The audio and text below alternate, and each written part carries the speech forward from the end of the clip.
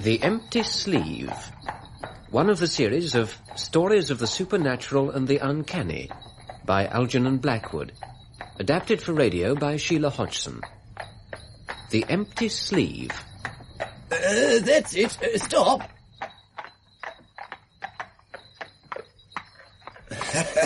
Here we are, my dear fellow, the Vagabonds Club. I find the English a most extraordinary race. What's that? I beg your pardon? Oh, do let me help you down, dear boy. Thank you. How much do I owe you, cabby? 2 shillings, sir. Extraordinary? This imposing house is surely a meeting place for gentlemen of independent means, a wealthy, and I would hazard an exclusive group. Oh, I don't know about that. Oh, keep the change, cabby. Thank you, sir. And yet, you call yourselves the Vagabonds. And why not? Damn it, you have to call the club something. So you choose the Vagabonds with that English understatement, that little private smile of amusement at the paradox. Well, what's in a name, huh? Forgive me. You see, I speak as a musician, an artist, and we are regarded as rogues and vagabonds in all seriousness. Oh, come. My dear good man. The artist has an honored place in our society. I am glad you think so. Shall we go in?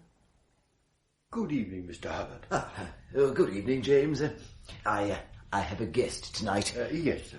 If you'll just sign the visitor's book. Yes, of course. Let me have the pen. Sir. I'll be with you in a moment. You must vouch for my respectability, or I shall not even be admitted. Upon my word, you're a prickly fellow. This is a private club, Mr. Hyman. We have certain rules. Good evening, Stephen. John. You're not going, I hope. I'm on my way home, yes. My coat, please, and call me a cab. Yes, sir. Oh, stay and have dinner with us. I'm sorry I've made my arrangements now. A drink at least. Let me introduce my friend, Mr. Isidore Hyman. A pleasure, sir. How do you do? Stephen, you'll have to excuse me. I'm late already. Goodbye, Mr. Hyman. Goodbye, Dr. Silence. You know my name? Have we met before? No, Dr. Silence. I became aware of your identity, that is all. And you are? Isidore Hyman. Yes. I've been unpardonably slow. I didn't recognize your friend, Stephen. You are a very great artist, Mr. Hyman. I regret profoundly that I cannot join you tonight. I should have been glad of your acquaintance. We shall meet again, I think. Why, yes. Yes, I think we shall. Your cab, sir. Thank you. Good night, good night. Good night, John.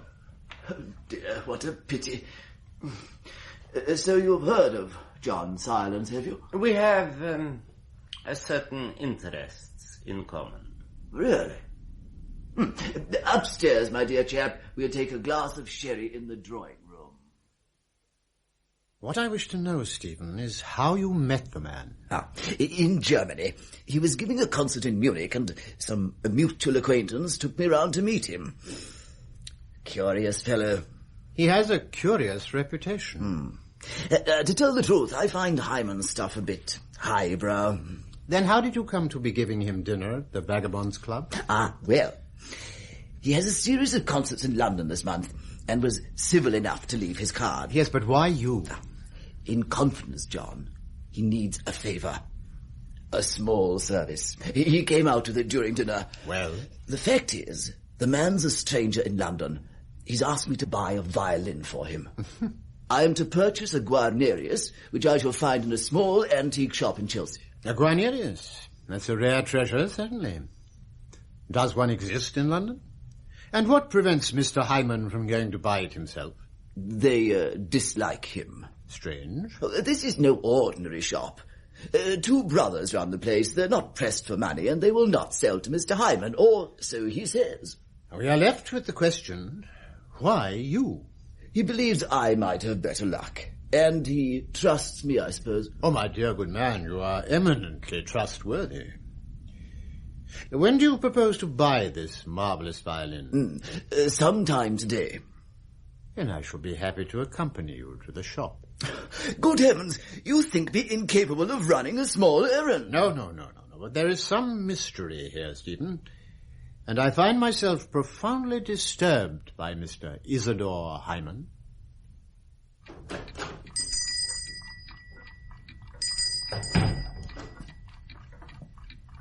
Oh, what an amazing place, John.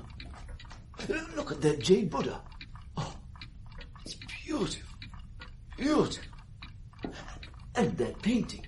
Oh, it must surely be a Renoir. A tiny stock of articles, but all of them quite exquisite. We're dealing here with connoisseur, I think. Oh, I see the owner in that back room. Little old man in a velvet jacket and smoking cap. God bless my soul. There are two of them. Good afternoon, sir. Fine day? Fine day, sir. Good afternoon. We were admiring your taste, Mr. Gilmer, sir, and this is my brother, William. William Gilmer, sir. My brother's name being Arthur. How do you do? You've come with an introduction, no doubt? An introduction, yes, they always come with that. No. It just happened to be passing. Casual impulse, no more. Now, my friend wishes to buy a violin. Oh, a musical gentleman, Billy. As you say, Arthur, a man of music. Please come this way, sir. We keep all valuable instruments at the back of the shop. For any particular reason? Things get moved, sir. Oh, dear me, yes. Yes, we really cannot have them moved. Mind the step. And your head, sir. The beam is somewhat low. Not that it bothers us, William and I being on the short side. On the short side, as you can see. To business, Arthur? To business, certainly. You're interested in any particular craftsman, sir? You have a design, a period in your mind? Oh, I don't know. Is that a Guarnerius over there? No. No. I had some notion of obtaining a Guarnerius for my collection. You have a collection of violins? Collect violins, do you, sir? Why, yes. That is not in the least like a Guarnerius, sir. Guarnerius is entirely different, sir. Have you got such an instrument? Arthur? William? Oh, dear me. It is not on display, sir. And it is most emphatically not for sale. No. It has never been for sale. Let me explain. Money is no object in this case. I can meet any price you care to name. Very sorry, sir. Quite impossible, Out sir. of the question, William. I told him, Arthur. You will at least permit me to look at the thing. There would be no object in it, sir. There would be no point. No point at all. In that case, Stephen, we'd better go. Should you change your mind, here is my card. Oh, thank you, Mr. Stephen. Good day, gentlemen. Mind your head. Mind the step. Oh! Upon my soul, did you ever see a more ridiculous couple? Two little old men echoing each other like West African parrots. I doubt if we cut a much better figure. Good heavens, you don't think they suspected me? My dear friend, I'm quite certain they did. I've never seen a countenance more compounded of guilt. And when in your nervousness you pointed to an instrument that even I could recognize as a viola, the only possible course open to us seemed instant flight. Confound it. I've been most devilish clumsy. No matter. You can at least give Hyman the consoling information that the brothers refuse to sell to anybody. They have no particular animus against him. I declare they're still watching us from the window. Look. Now one of them has moved to the doorway. Now, let's call a cab. Tell me, does Hyman play tonight at the Queen's Hall? I believe so, yes. I have a fancy to attend the concert. Excellent, why not? They may be sold out, but I can make inquiries when I give Mr. Hyman the unhappy news. There's a cab. Cab!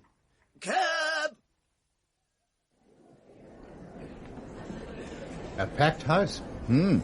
Your friend Hyman commands a great following. Oh, he's immensely popular, John. In Germany, he was mobbed wherever he went. Crowds besieged the concert hall. It is a grave responsibility. Huh? Oh, what? To possess such wondrous talent. Ah.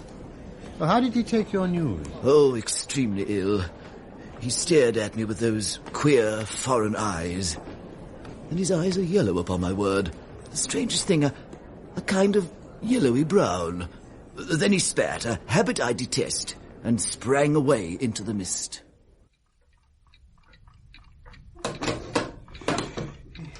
It has been worrying me all afternoon, Arthur. Do you suppose those two men were sent by him? Sent by him? Oh, why sent by him? Oh, no. They couldn't have been sent by him. He is in London. Look, I will not be browbeaten. The instrument belongs to us. If we choose not to sell, that is our privilege. Now, have you bolted the door? Yes. Good. A foggy night. The mist is drifting down from the rooftops, clinging to the lamppost like so many cobwebs. Is the window fastened tight? Why do you ask? Because damp air is harmful, brother. It endangers the health. Oh, 7:30. Let's eat. Come into the back room. Bring the lamp with you. At once. Bring the lamp, yes.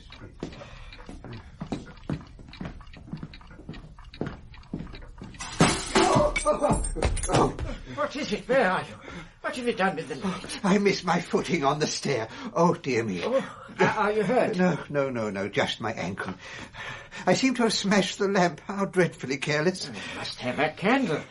Stay where you are. Mind how you go. There's broken glass and paraffin all over the floor. 7:30. He's late. Oh, no doubt the fog has delayed him. No, we are about to begin, I think. Ladies and gentlemen, good evening. It is with the greatest pleasure we welcome Mr. Isidore Hyman. A handsome devil, wouldn't you say? In the grip of some obsession. Oh, why that? My dear friend, from your own experience. And from my own observation. Look at his hands. See how he clenches them even as he bows and smiles. Have you got the program there? What's he playing first? A sonata by... see for yourself. Oh, another of those modern composers.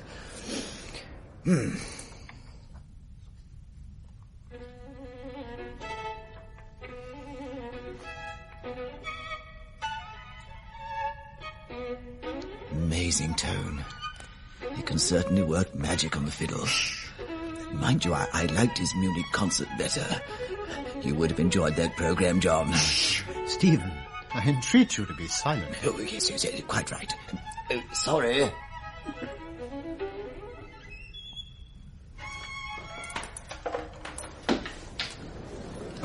Has he fainted? Oh, my God, what's happened? Calm yourself. He must be ill. He isn't moving. But why don't they do something? Why don't they get him off? Follow me, Stephen. They shouldn't crowd round him, you know. That exit over there. Yes. Excuse me, madam. The stage door will be at the back of the building, I assume. I can find it. Then do so at once. I beg your pardon, sir. I'm trying to reach the gangway. Excuse me.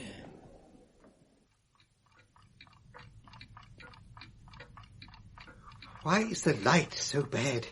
You have placed the candle too high, brother. I can hardly see. Well, then fetch more tapers. There's a box in the front room. You'll find them near the door. How has the fog got in? The shadows confuse me. They rise and waver. I cannot... What is it?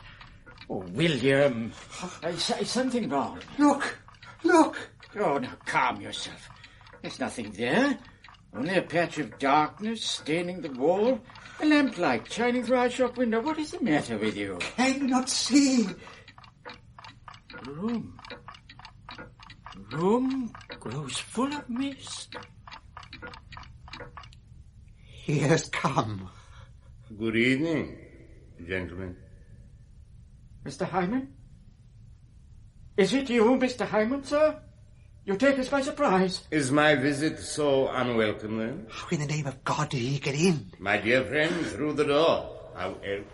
But Arthur, the door was locked. We thought we had locked the doors, Mr. Hyman. Forgive me if I startled you. I have so little time.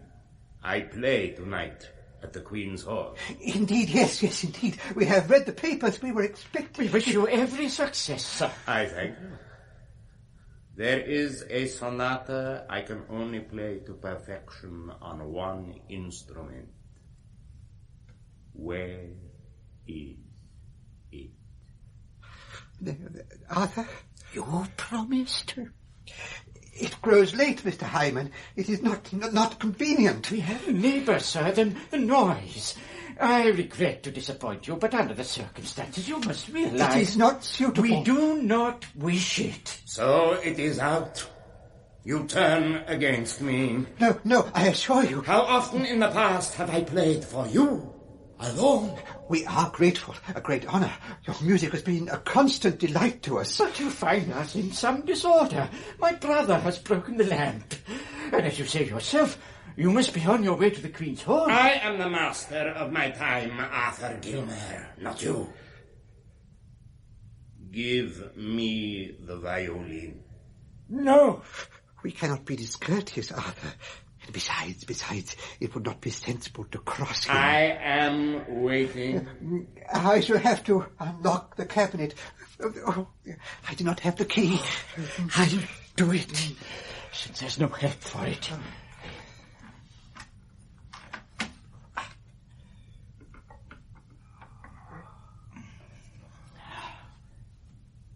Here it is, sir. And now you shall hear true music.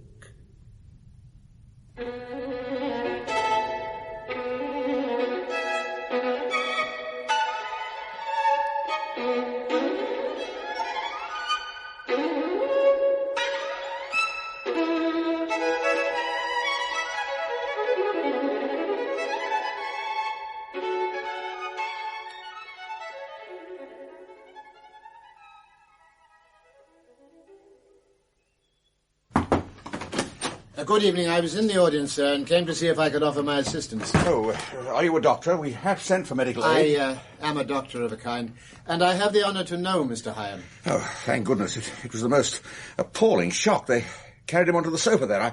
I've no idea what went wrong. Oh, the heat. It's devilishly hot in Is there. he conscious? I'm not sure. May I get to him, please? Yes, of course. Thank you. Thank you. Hyman. Hyman, give it up. You can hear me, you can understand me. I order you to give it up. He moved. Hyman, listen to me. I am calling you. His eyes flickered. Hyman. You.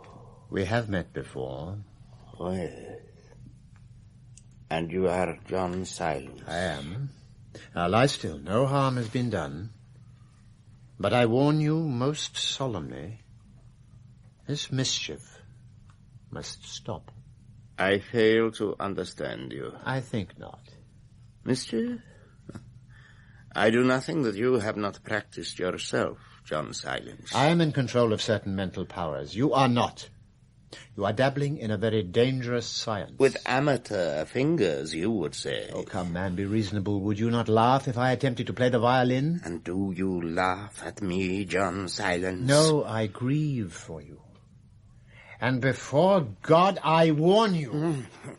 Somebody make a statement from the stage, please. Yes, I shall continue my performance in 5 minutes. Yes, Mr. Hyman. Now, my dear good fellow, is that wise?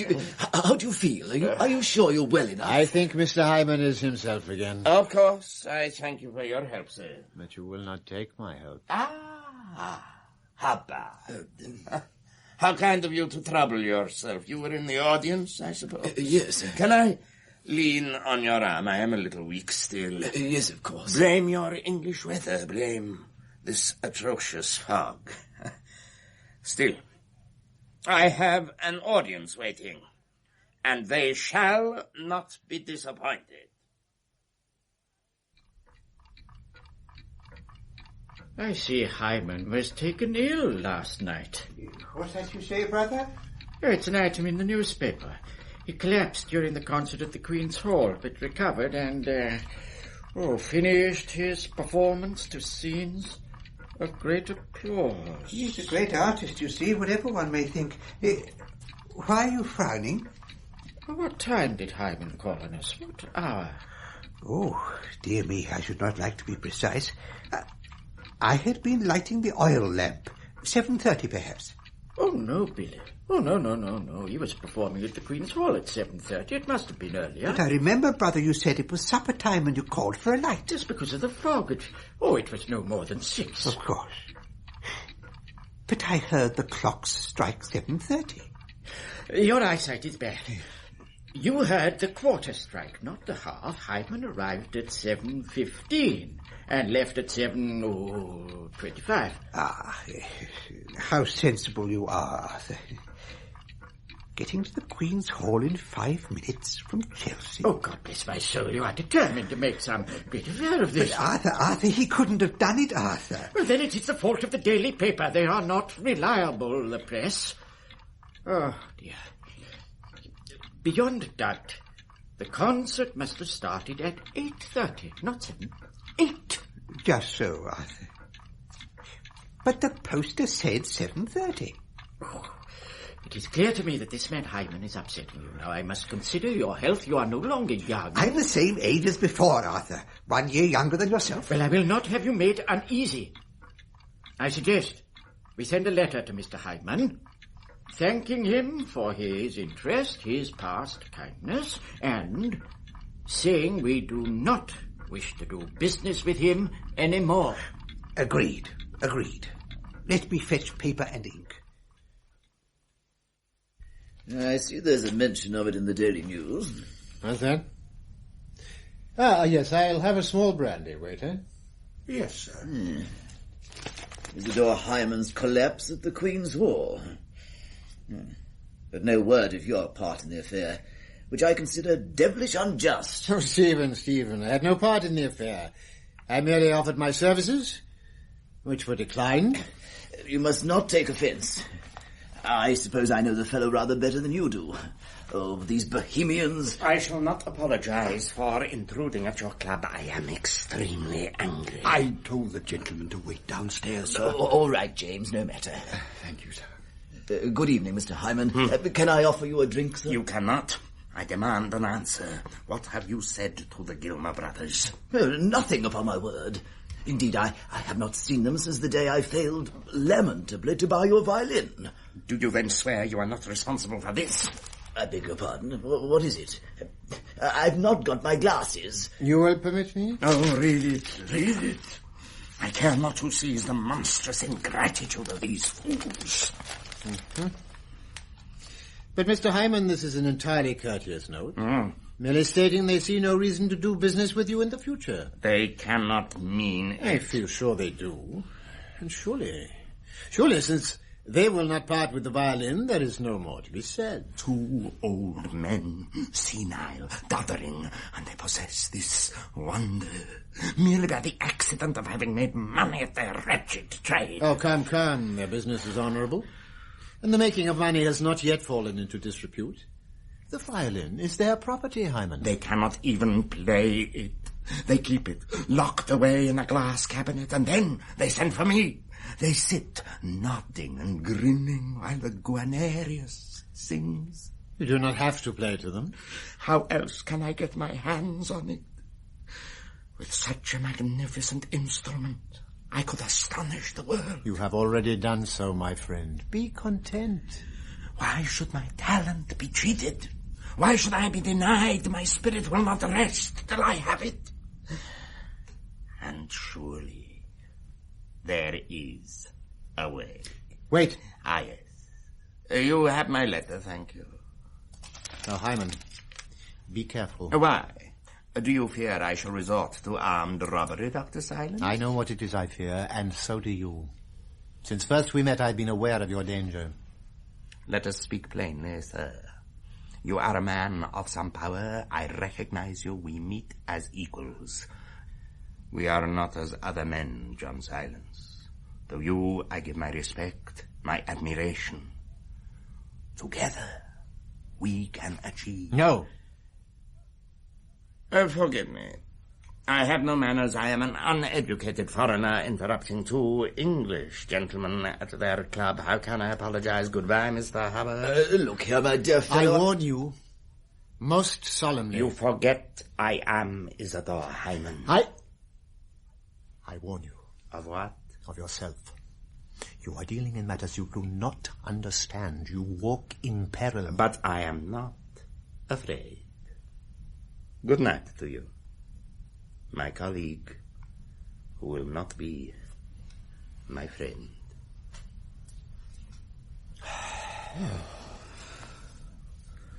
Extraordinary chap.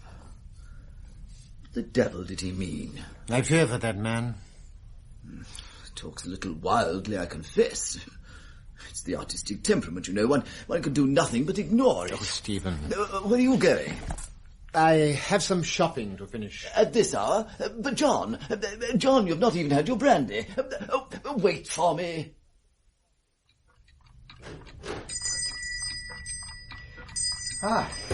Good evening, sir. We were about to close the door. The door, as you see, was nearly closed. Could you spare a moment? I find myself in need of a trifling present for a friend. A paperweight might be suitable. William? Paperweight, yes, sir. Glass or bronze? We have a fine selection. Thank you. Let me see both. Yes. Yes, I think I can make a choice from these. Charming. Tell me, I believe you have a customer, an acquaintance of mine, the celebrated violinist Isidore Hyman. This is persecution. I protest. This is less than honest. And you have been here before, I think. He has. I remember his face. Forgive me. I mean no harm. What do you want of us? Isidore Hyman has received a letter. So soon? I took it round by hand, brother. I thought there must be no mistake. He cannot then say that he has not received it. Yes. We are grateful to the gentleman, but our mind is made up. We do not wish any further commitment. I see.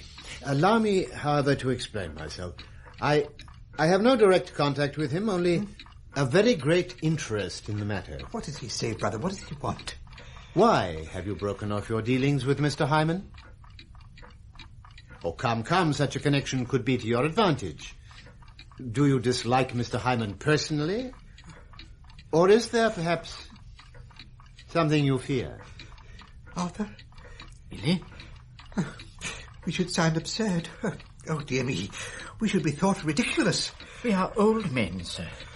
We can be permitted our fancies. Of course. Yet I should like to know what it is you fancy. Sir, what time did Hyman play at the Queen's Hall yesterday? Why, 7:30. That was the advertised performance, sir. But did he begin on time? Oh, within a minute or two. You see? But are you certain? I was in the audience myself. You saw Hyman? I can assure you that he was playing in the Queen's Hall about 7:30. Oh, God. William? But the thing is not possible. What troubles you, my friend? We have a violin, sir, which your friend Hyman desires. It is our property. We have a natural anxiety that... No more? Now listen to me. Do not distress yourselves. Do not be afraid. And above all, do not let your mind stampede you into some panic action. Arthur, what does he mean, Arthur? Merely this. The violin, I take it, is safely locked away. We keep it in the back room, sir, inside a glass cabinet with wooden sides. Locked, securely locked. Well, we are not irresponsible, I assure you. I carry the key on my watch chain. Here. I grow forgetful. I am not young, but Arthur has the key. Excellent. So there is no cause for alarm. Yet I should be failing in my duty if I didn't warn you. Of what? Now calm yourselves, my friends. Whatever you see, or may think you see, above all, remember there is nothing to fear. I cannot follow. He is reassuring us, brother. He is saying that Hyman means no harm. I cannot say that with total confidence, but he can do you no harm. So be easy in your minds. And I promise you, he will forget these dangerous obsessions. How much do I owe you? Sir? What's he saying now? I have chosen a paperweight, Mr. Gilmer, and I would like to pay for it. John, over here. Thank you.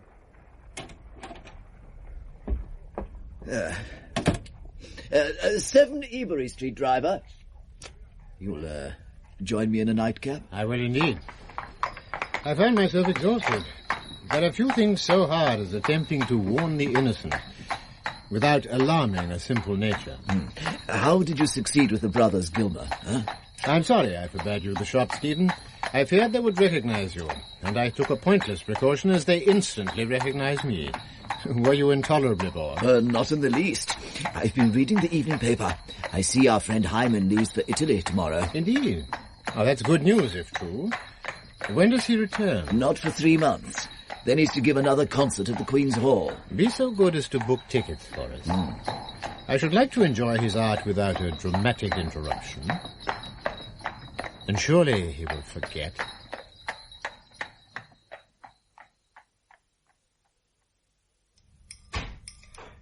Arthur? I'm making us a jug of cocoa, Billy. Ah, that will be most agreeable. Jug of cocoa, yes. Yeah, if you're coming through into the kitchen, bring the sugar. Bring the sugar, yes.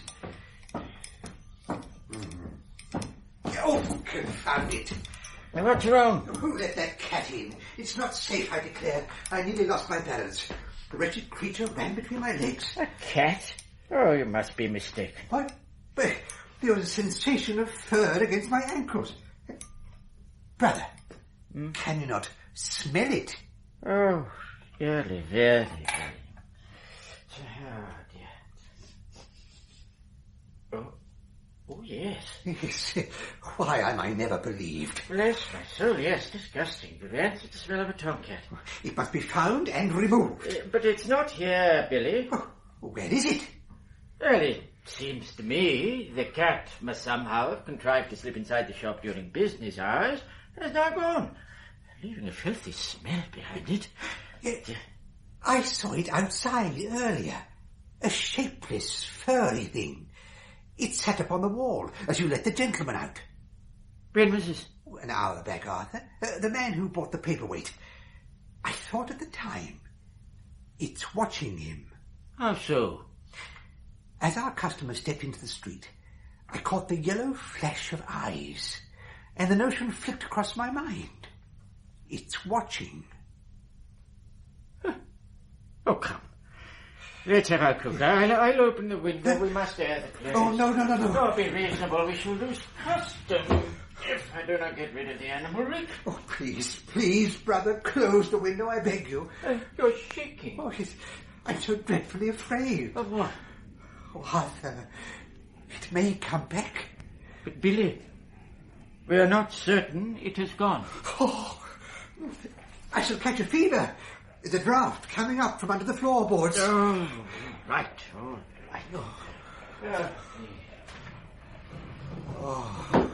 Now, let us go to bed.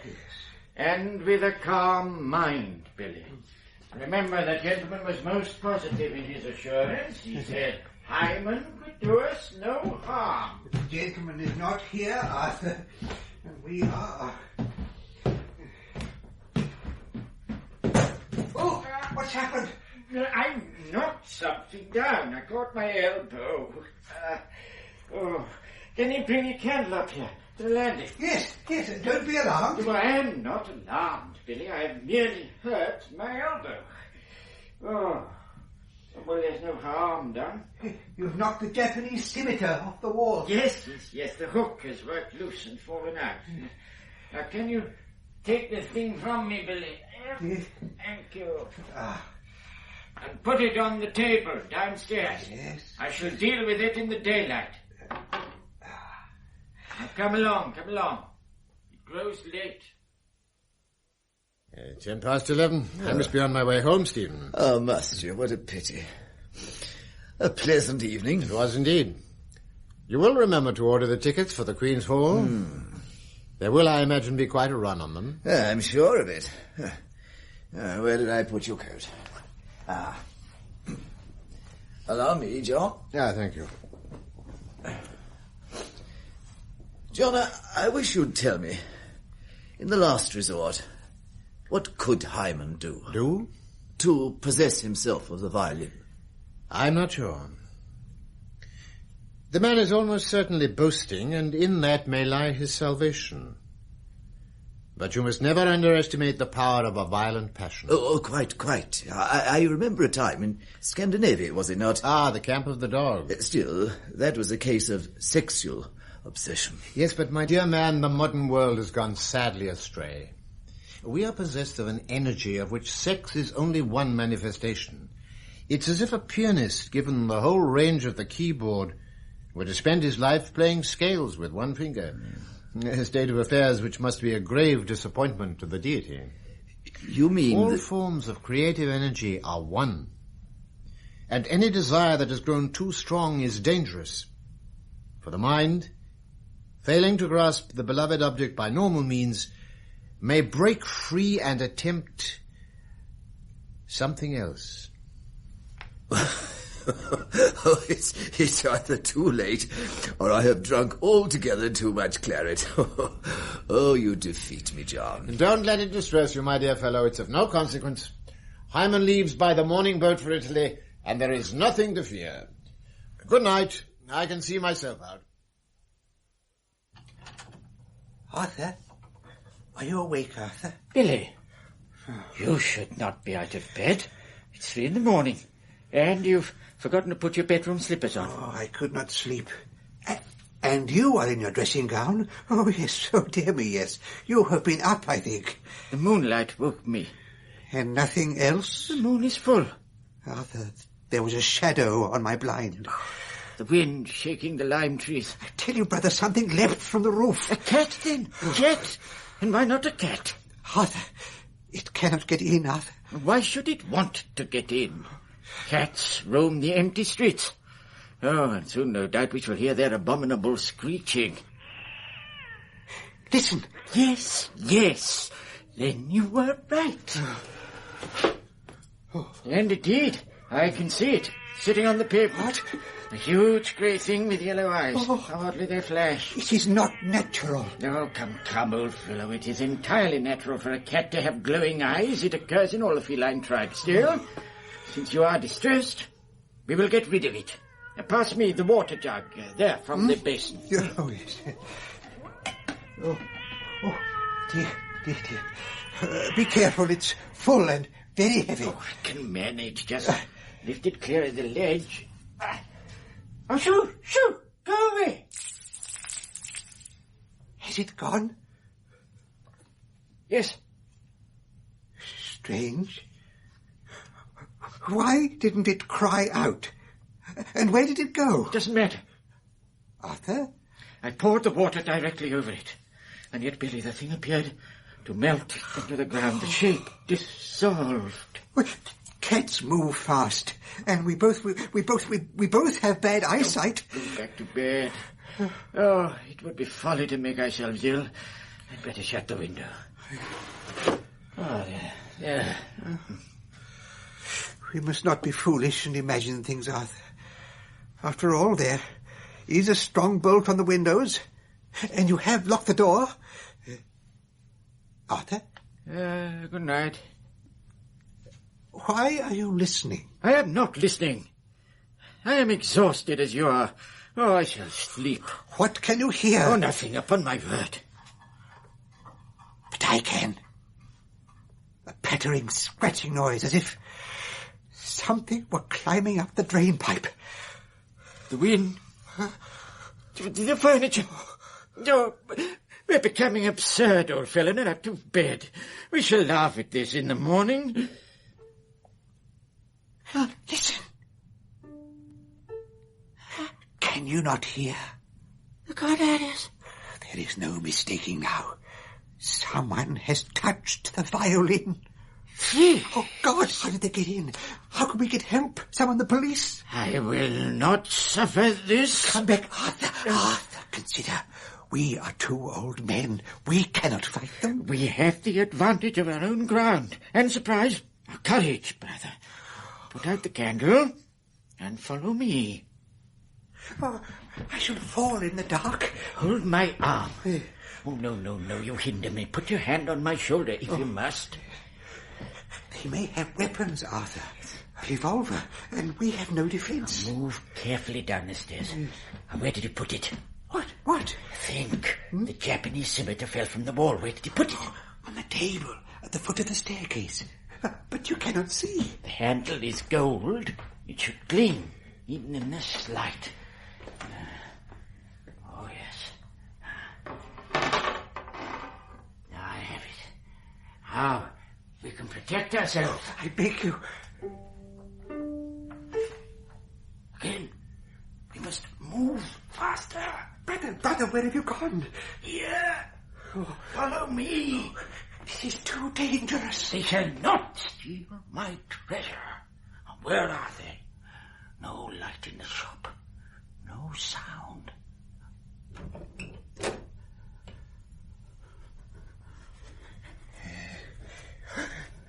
There's something in the back room. Crouching near the cabinet. Small, formless. An end to this!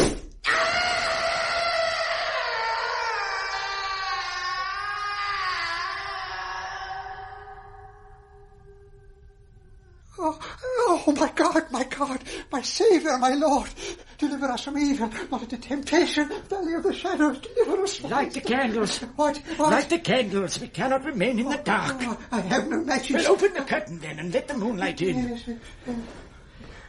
Where are they? Where have they gone? Help us, dear Lord, we have no help but thee. I struck against some living thing, of that I am convinced. Put down the weapon, you're frightening me. Oh, Arthur. You were at my shoulder.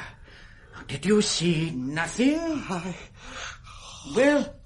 Oh, Arthur, I swear to heaven, it looked like a cat. Come over here. Huh? All's well. The Gurnarius is safe. Safe, yes, safe. Are we safe? And yet that's curious. It has most certainly been moved. Look, it has fallen sideways on the shelf. Where is the key? You keep it upstairs, brother. The cabinet is securely locked, but there are deep scratches on the wood. I told you so. There was an animal scrabbling at the lock. Brother, the door cannot be opened, yet the scratches are inside. Impossible. Look through the glass. There can be no doubt. In the name of pity, what was it? Who knows? It screamed. It screamed like a soul wailing in hell. I couldn't see the form clearly. It lay huddled in the shadows. I brought the blade down on... What? Oh, Billy, look. I've cut off its paw. Good morning, James. Morning, Dr. Silence. Nice day, sir. Take your coat. Thank you. And how are you? Very well. Oh, John, thank goodness. Oh, I've had the most appalling shock. What is it? I went to the Queen's Hall early to book our tickets. I found the place in uproar. I scarcely know how to tell you. Hyman is... Not dead? Oh, no, worse in a sense. He was found unconscious in his hotel bedroom an hour ago. There's been some ghastly accident. Oh, John, he has lost his right arm. Dear God. The hotel manager's frantic. There's no sensible explanation. The man himself is delirious, and whether he fought with some intruder or was attacked outside the hotel... I must go at once. What's that you say? And yet... why should I go? There's no virtue in distressing two old men. And I'm too late to save Isidore Hyman. Oh, you speak in riddles. What do you mean? Can you guess how this terrible thing happened? I can do more than guess, but... there's no help. What? And he is not the first great artist who has strayed into the hidden areas of the soul and so destroyed himself. The Empty Sleeve by Algernon Blackwood was adapted for radio by Sheila Hodgson. John Silence was played by Malcolm Hayes and Stephen Hubbard by Fraser Carr. Isidore Hyman, Peter Woodthorpe, Arthur Gilmer, Hayden Jones, William Gilmer, Alan Dudley. The cabbie and the theatre manager, Hector Ross, and the porter, Garrard Green. The production was by Harry Catlin.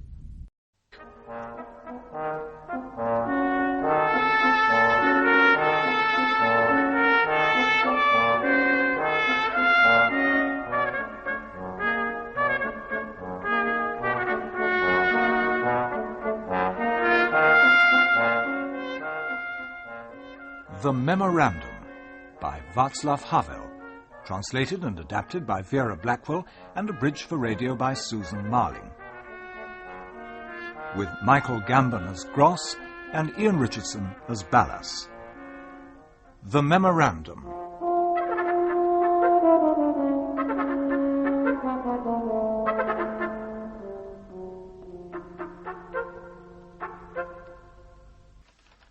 Rako hatu di Dakoto ili tri bomu I mushoi vodka yad stro rendi grik kendi avik zid dezu knivdul for kendo seli fix dep batrop g. Are you here? Yes, we are. I didn't hear you come in. We entered quietly. What's up? We've come to ask your advice, Mr. Gross. Go on. Where should Mr. Pilar record the incoming mail? Couldn't be more obvious, Mr. Ballas. In the incoming mail book. It's full, isn't it, Mr. P? Uh-huh. And we have no means to get a new one. What do you mean, no means? As far as I recall, a purchase of 2 incoming mail books was budgeted for this quarter. It was, but in accordance with the new economy drive, all budgeted expenditures were cut by half, with the result that we were able to purchase only 1 incoming mail book, which is, as I've just mentioned, full. Isn't it, Mr. P? Uh-huh. Here, buy yourself a new one. We thank you, Mr. Gross. Thank you very much. Good morning. Good morning. Hannah? Yes, Mr. Gross? Can you tell me by any chance what this is? Well, this is a very important office memorandum, Mr. Gross. Looks like a hodgepodge of entirely haphazard groups of letters. It might look that way at first glance. It's written in Petaidepi, you see. In what? In Petaidepi. In Petaidepi? What is it? A new office language which is being introduced into our organisation. May I go and get the milk? There's a new language been introduced into our organisation? Who thought it up? Seems to be a full-scale campaign. Elsie said it's being introduced into their department, too. Does my deputy realise what's going on? Mr. Ballas? Of course he does. May I go and get the milk? Run along. Thank you, Mr. Gross. Fix de Batropka. Fix de Batropka. Are you here again? We've come to tell you that we've just purchased a brand new incoming mail book. It's lying on Mr. Pilar's desk, isn't it, Mr. P? Uh-huh. Good. But the Department of Authentication doesn't want to authenticate it. Why not? The new book hasn't been registered by the purchasing department on account of its not having been purchased with the department's funds. So legally, it doesn't exist, does it, Mr. P? You'll say I asked them to authenticate it on my personal responsibility. My position's solid now. I think I can afford to do that. Excellent. Would you mind giving it to us in writing? It'll simplify things a great deal. I would. I don't mind taking risks, but I'm not a gambler. A verbal order will have to do. Well, then, we must try to talk them into accepting it. Mr. P., let's go. Just a moment, Mr. Ballas. Yes, Mr. Gross. Do you know anything about a new language? I think I've heard about it. I seem to recall Mr. Pilar told me about it some time ago, didn't you, Mr. P? Uh-huh. Mr. Ballas, you are my deputy, aren't you? Yes. Well, then, I didn't order it. So it could only have been you. Do you realise you ought to consult me on such matters? We didn't want to bother you with trifles. What's the purpose of introducing this new language? Apparently it is just an experiment. It's supposed to make office communications more accurate and introduce precision and order into their terminology. Am I putting it correctly, Mr. P? Uh-huh. Well, I'm far from happy about it. You'll have to find some way to stop the whole thing at once. We don't want to be somebody's guinea pig, do we? Good morning, Mr. Ballas. All right, I'll cancel my directive and try to retrieve all the texts that have been sent out so far, and I'll have them translated back into natural language. Good morning. Kindly do that.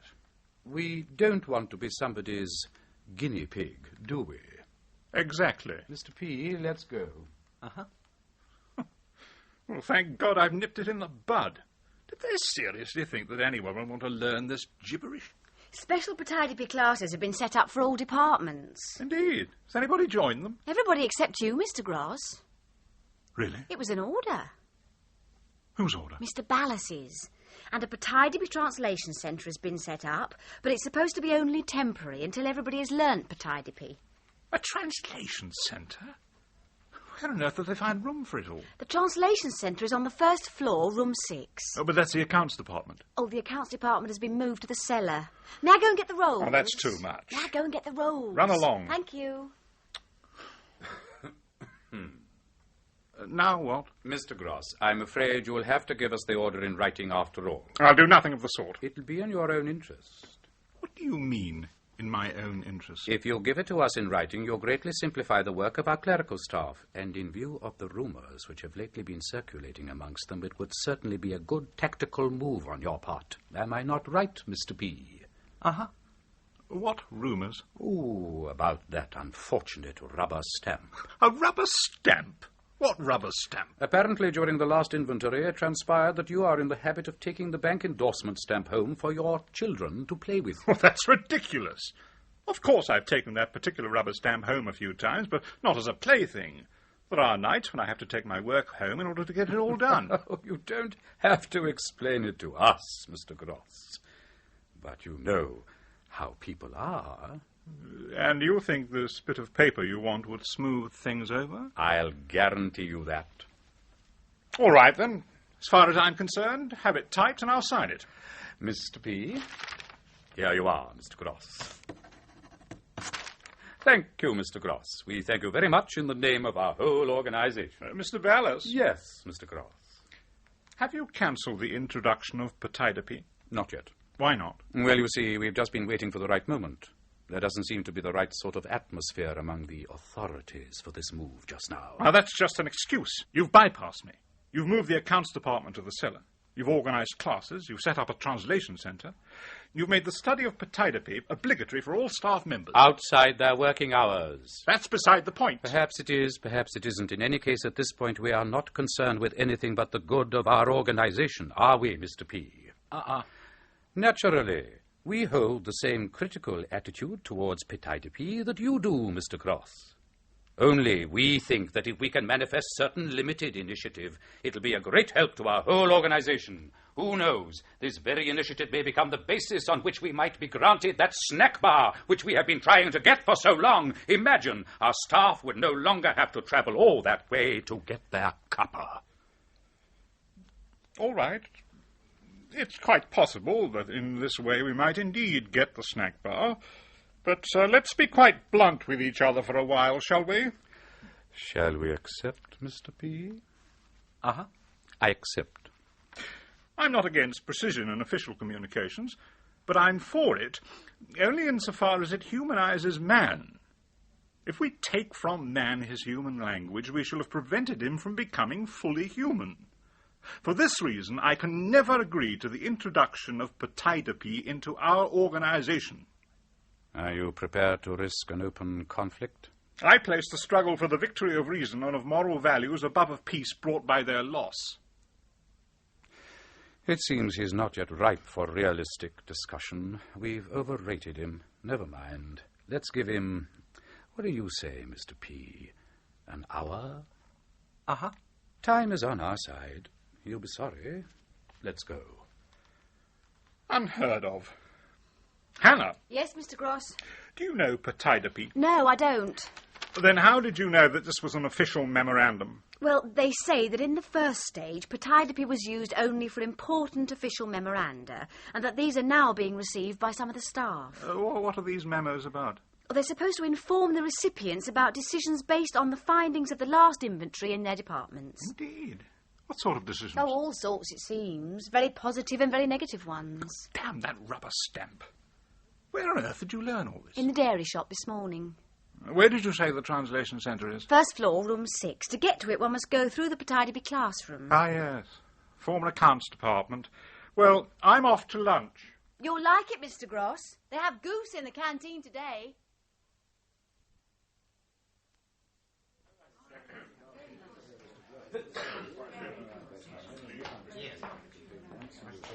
Good morning.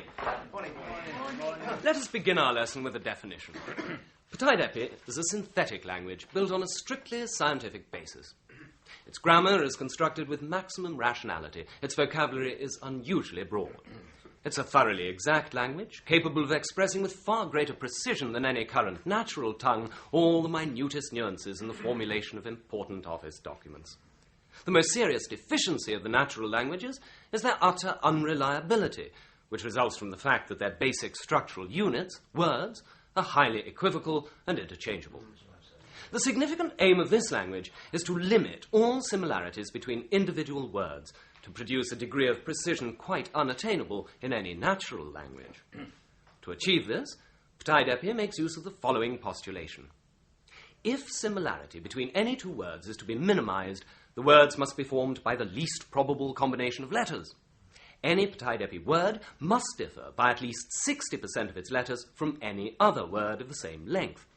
Thus, for example, out of all the possible 5-letter combinations of the 26 letters of our alphabet, and these are 11,881,376, only 432 combinations can be found which differ from each other by 3 letters, i.e. by 60% of the total. Hence it is clear that in Ptaidepi there often occur words which are very long indeed. Sir? Yes? Would you please tell us which is the longest word in Ptaidepi? Certainly. It is the word meaning a wombat, which has 319 letters. But let us proceed. The vocabulary of Ptaidepi is built according to an entirely logical principle. The more common the meaning, the shorter the word. Thus, for example, the most commonly used term so far known, that is the term whatever, is rendered by the word gh. As you can see, it is a word consisting of only 2 letters. There exists, however, an even shorter word, that is f. But this does not yet carry any meaning. I wonder if any of you can tell me why. Well? Sir? Well, Mr. Thumb? It's being held in reserve in case science should discover a term even more commonly used than the term whatever. Correct, Mr. Thumb. You get an A. Good morning. Morning. I've dropped in to get acquainted with the activities of the Translation Centre. I'm the managing director. So you're the managing director? Yes, Joseph Gross. Very glad to meet you. Sorry I didn't recognise you. I've been here only a very short time, and so I still haven't met everybody. My name's Stroll, head of Translation Centre. Do sit down. Everything here is still, so to speak, at the nappy stage. I understand. Well, we're still grappling with a great many teething troubles. Tell me, exactly what would you like to find out? Well, I should like to see how you've organised the process of making translations. Do you do them while one waits? We'll make a translation from Ptaidepi, while you wait, for any member of our organisation who is a citizen of our country and has an authorisation to have a Ptaidepi text translated. Does one need a special authorisation? Morning, Otto. Have you heard that there's goose for lunch today? What? Did you say goose? That's what the chaps in the Secretariat said. I'll pick you up on the way to the canteen, right? Right, the sooner the better. I love goose, you know. Now, what were we talking about? Well, you were saying that one needs an authorisation to get a translation made. Right. Well, now, look here. We, the staff, do use Ptaidepi, but we're no experts. Well, let's face it, we're no linguists, are we? So, naturally, the exploitation and development of Ptaidepi cannot be left only in our hands. Excuse me, back in a moment. Was Alex here? I don't know who that is. Yeah, you're not part of this shop, love. On the contrary, I'm the managing director. Are you, love? Oh, well, you must do something about this snack bar. I mean it. It's a bloody shame. See how girls traipse miles for a cup of tea. It really is. Does anyone think about people in this shop? And who, may I ask, are you? I'm the chairman, but you can call me Nellie. Chairman of what, if you give my asking? Of what? Oh, don't know what just yet. As a matter of fact, we're having a meeting about that very thing this afternoon. But I'm already so bloody busy, I don't know which way to turn. See you later, chum. Chum? Sorry about that. You were saying you don't like goose. I do like goose. Now, you were saying that this new language cannot be left only in your hands. Right. And that's why every department which starts to introduce Ptaidepi is assigned a special methodician, a so-called Ptaidepist, who, being a specialist, is supposed to ensure that Ptaidepi gets used correctly. Good morning. Good morning. Well, our Ptaidepist fulfills this task by issuing for every translation a special authorisation, which enables him to record all outgoing translations from Ptaidepi. So, if I've understood you correctly, you give a translation only to those staff members who can produce an authorisation from your Ptaidepist. Right. Are you ready, Otto? Where's my knife and fork, Maria? Here, Mr. Stroll. Who is your Ptaidepist? Have they been washed up? Of course they have. What did you say? Who is your podiatrist? Well, Dr. Savant here. How do you do? I'm Joseph Gross. I'm managing director. How do you do? Alex Savant, the graduate podiatrist. I'd like a word with you, Dr. Savant. You're going to ask for breast? Sorry, Mr. Gross, but we really must go and have our lunch now. Shouldn't want to miss it. I prefer leg. Maria, would you go and see if Mr. Lander is having his lunch today? If not, ask whether he'd mind sending me his voucher. Dr. Savant. That way I could have breast and leg, eh? Yes, Mr. Strong. Not bad, eh? What? Sexy little thing, isn't she, Maria? Rather pleasant. Dr. Savant. Oh, sexy. Come off it. Yes? I understand you can authorise the making of a translation. Yes, for those who bring me their documents. What do you mean? What sort of documents? Personal registration. Why do you need a personal registration document? We must have detailed information about everybody who comes in contact with podiatry in order to get the greatest possible variety of sociological and psychological data. Wouldn't it be enough if a chap just told you himself everything you want to know about him? That wouldn't guarantee that everything was hut-put. I beg your pardon? Hut-put. That's podiatry for quite exact. I'm sorry, but it appears that Mr. Langer will definitely be eating his lunch today. Pity. Excuse me, Dr. Savant. You were speaking about the advantages of a personal registration document. Yes. Well, now, the personal registration documents often record things which even the particular employee doesn't know about himself. So, to sum up, you'll authorise a translation only for those members of staff who can produce their documents. All right. Where does one get them? Hello, everybody. Hello, everyone. Hello, everyone. You know whose birthday it is? Eddie Clyment's. Eddie's? Is it? Yeah, there's a do going on for him next door, so drop everything and come along. Maria, it seems the grocer's got limes. Would you mind running over and getting me 8? Very well, Miss Helena. What are they drinking? Vodka. Did you hear that, Otto? A spot of goose first, eh? Well, you haven't told me yet where one gets those documents. Why, right here from our chairman, from Nellie, of course. Miss Helena. What? I'd just like a word with you. Oh, later, love. You'll have to wait. Here? Where else? Oh, you mean you don't mind leaving me here alone with all the classified material and all that? You won't be alone. There's a chink in the wall, love. You're being watched by our staff watcher. Good gracious. Through a chink? Yes. You see, his cubicle is surrounded by offices, and each is furnished with an observation chink. So all he has to do is to walk at random, watch from one to another, and peer. Interesting idea. Isn't it, love? And it's my idea, too. See you later, chum. Where on earth can he be? Don't bother. The chink is well disguised. I should say it is. I can't see you at all, old chap. A really stimulating idea. Oh, excuse me. What's the matter? I forgot my purse. Miss? Yes? Do you know podiatry? A bit. Can you translate it? I'm strictly forbidden to make any translations before I've passed my exams. But on my authority, you might try to make a translation, mightn't you? It doesn't have to be perfect, you know. Oh, you don't understand. It's impossible. What's your name? Maria. Maria? A pretty name. Do you like it? Very much. Maria, just for once. Nobody will know about it. Mr. Gross, somebody might walk in any minute. Please be reasonable. Oh, go on, sweetheart. And what about the staff watcher? Well, you could whisper the translation to me. The limes will soon be sold out and Miss Helena will be angry. Bye. Mr. Watcher? Mr. Watcher? Listen, Mr. Watcher, can you hear me? Have you got a cigarette? He must have fallen asleep. What do you mean, fallen asleep? Well, why didn't you answer me? I wanted to test you out. I beg your pardon. Do you realise who I am? The managing director. Buck Bulligan. I beg your pardon? Buck Bulligan. Avrator. What do you mean by that? Not a put. I won't put up with any abuse from you. I expect you to come to me and apologise. Gottschalk. Well, Mr. Gross? Well? The hour has passed. Ready to be more sensible now? Certainly not. As you may have noticed, the introduction of podiatry into our organisation successfully proceeds. What are you going to do about it? Put a stop to it. Mr. Gross, may I go and get the chocolates? How? By issuing an order that the introduction be stopped and its use cancelled. You cannot. The introduction's in full swing and it cannot be stopped now. Mr. Gross, may I go and get the chocolates? Will you run along? In that case, I'll have to report the whole matter to the authorities. Did you hear that, Mr. P? He doesn't know that the authorities have taken a great fancy to our podiatry. I hope you don't expect me to be a traitor to my beliefs. I do. And how do you propose to make me? Do you see this book? Not long ago, it was improperly authenticated by your order, although it had not been registered by the purchasing department, and thus was your own property. Do you know what that constitutes? Abuse of authority. Good God! Don't you make yourself sick? You yourself got me to sign it. I did?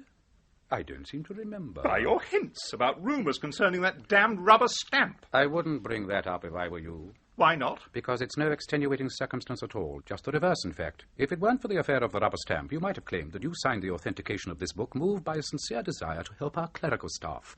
While if you do bring up this motive now, you'll be admitting thereby that you signed it moved merely by petty cowardice so as to silence inquiries into the affair of the rubber stamp. Do you follow me? I am beginning... If, on the other hand, you hadn't signed it, you might have pretended that you were indeed taking the rubber stamp home for reasons of work, but your signature proves that you were clearly aware of your guilt. As you see, both your errors are intertwined in such an original way that the one greatly multiplies the other. Well, then, shall we come to an agreement? All right. I'll resign. But we don't want you to. Well, what do you want me to do? Sign the supplementary order for the introduction and the use of Pitaidepi in our organization.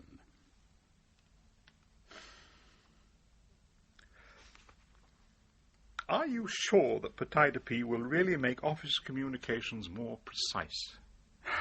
I'm glad our discussion is at last reaching a realistic level. You yourself know best how many misunderstandings can be contained in one single sentence of a natural language.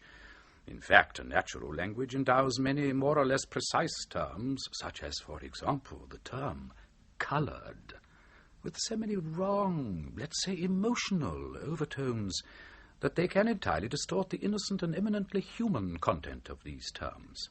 Now, tell me sincerely, has the word mutarex any such overtones for you? Well, it hasn't, has it, you see? You have convinced me. Have the supplementary order for the introduction of Pitaidepi in our organization typed and bring it to me for signature. Mr. Gross, we are overjoyed that you've grasped the demands of the times. We are looking forward to our further work in the organization under your expert and enlightened leadership. Here is the typed order you requested.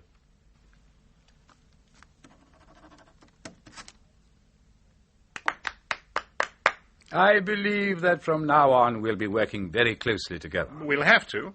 Now, perhaps at the beginning we shan't be able to avoid directing the organization, so to speak, hand in hand. I have a better idea. What about me being the director and you my deputy? Won't that make things much easier? But you said, didn't you, that you were looking forward to working under my expert and enlightened leadership? You will be able to use your expertise and enlightenment just as well as a deputy. I'll go and get my things, while you, Mr. Gross, will kindly move out of my desk.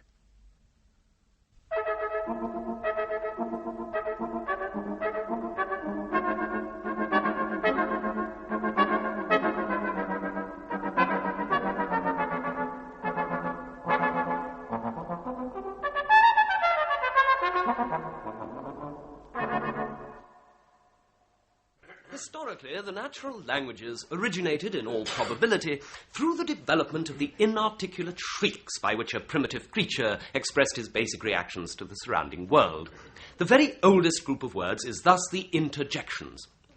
I'd like to demonstrate to you, through the Pitaidepi renderings of the interjection boo, how rich and precise the language is, even in this marginal sphere. Sir? What is it? I do hate to interrupt you, but I happen to have with me a little Pitaidepi text, and I was wondering if it might not be a good thing to acquaint our colleagues here with the actual shape of Pitaidepi. Perhaps if you read it aloud and then possibly translated it, it might be of some interest to the class. As regards a sample of an actual Pitaidepi text, I've prepared my own authorized specimen. However, for the sake of variety, I'm quite prepared to read your text as well. You may sit down. Generally speaking, the interjection boo is used in the daily routine of an office, a company, a large organization, when one employee wants to sham ambush another.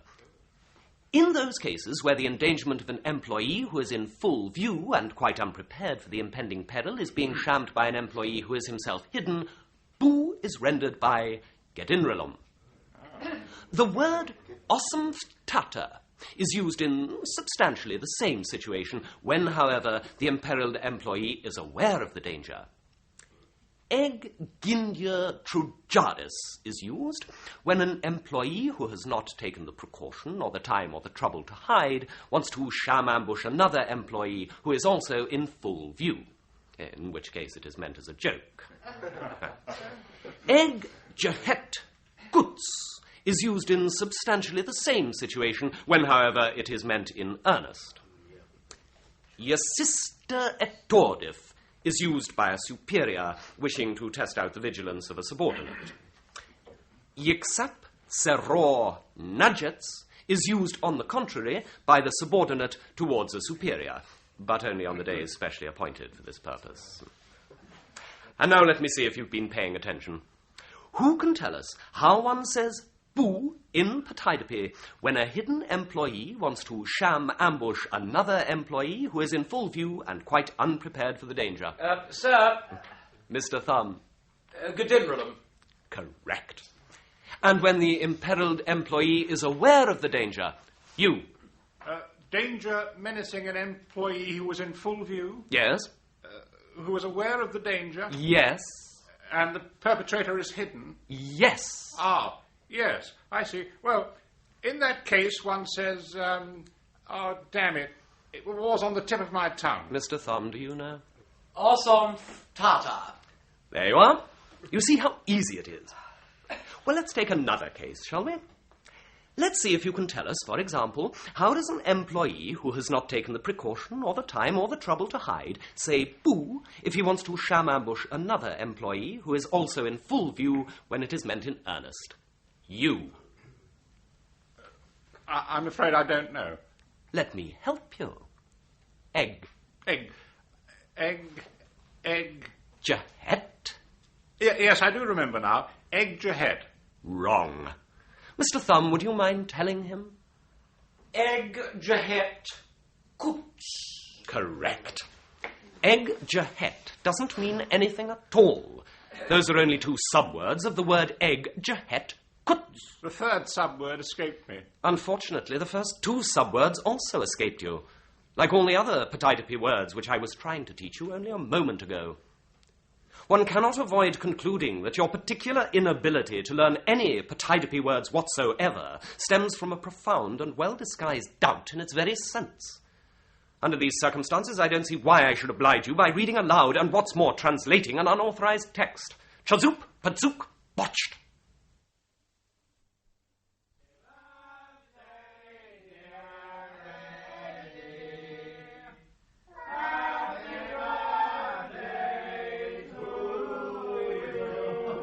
Good afternoon. Oh, good afternoon. Here are the lines, Miss Helena. Thank you. Miss Helena is next door. Yes, they're celebrating Mr. Kleiman's birthday. Do you think she'd mind coming here for a moment? Well, I'll ask. Mr. Gross? Yes? You're no longer the managing director. No, I'm his deputy now. Well, deputy director is also a very responsible position. It is, isn't it? As a matter of fact, to a certain extent, it's even more responsible than the directors. Will Miss Helena come? Well, you'll have to wait a little, I'm afraid. Oh, Maria, come here a moment, will you? Excuse me, Mr. Gross. Yes. Mr. Watcher? What is it? Aren't you celebrating? I'm following the party through the chink. Does it look like being a long one? Well, I've finished the vodka. Have they?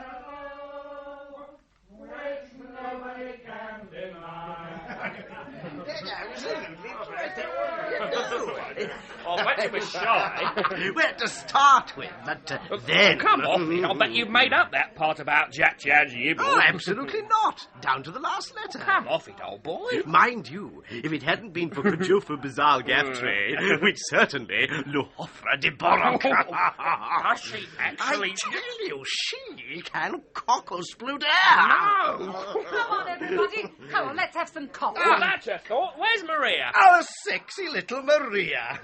Mr. Gross might know.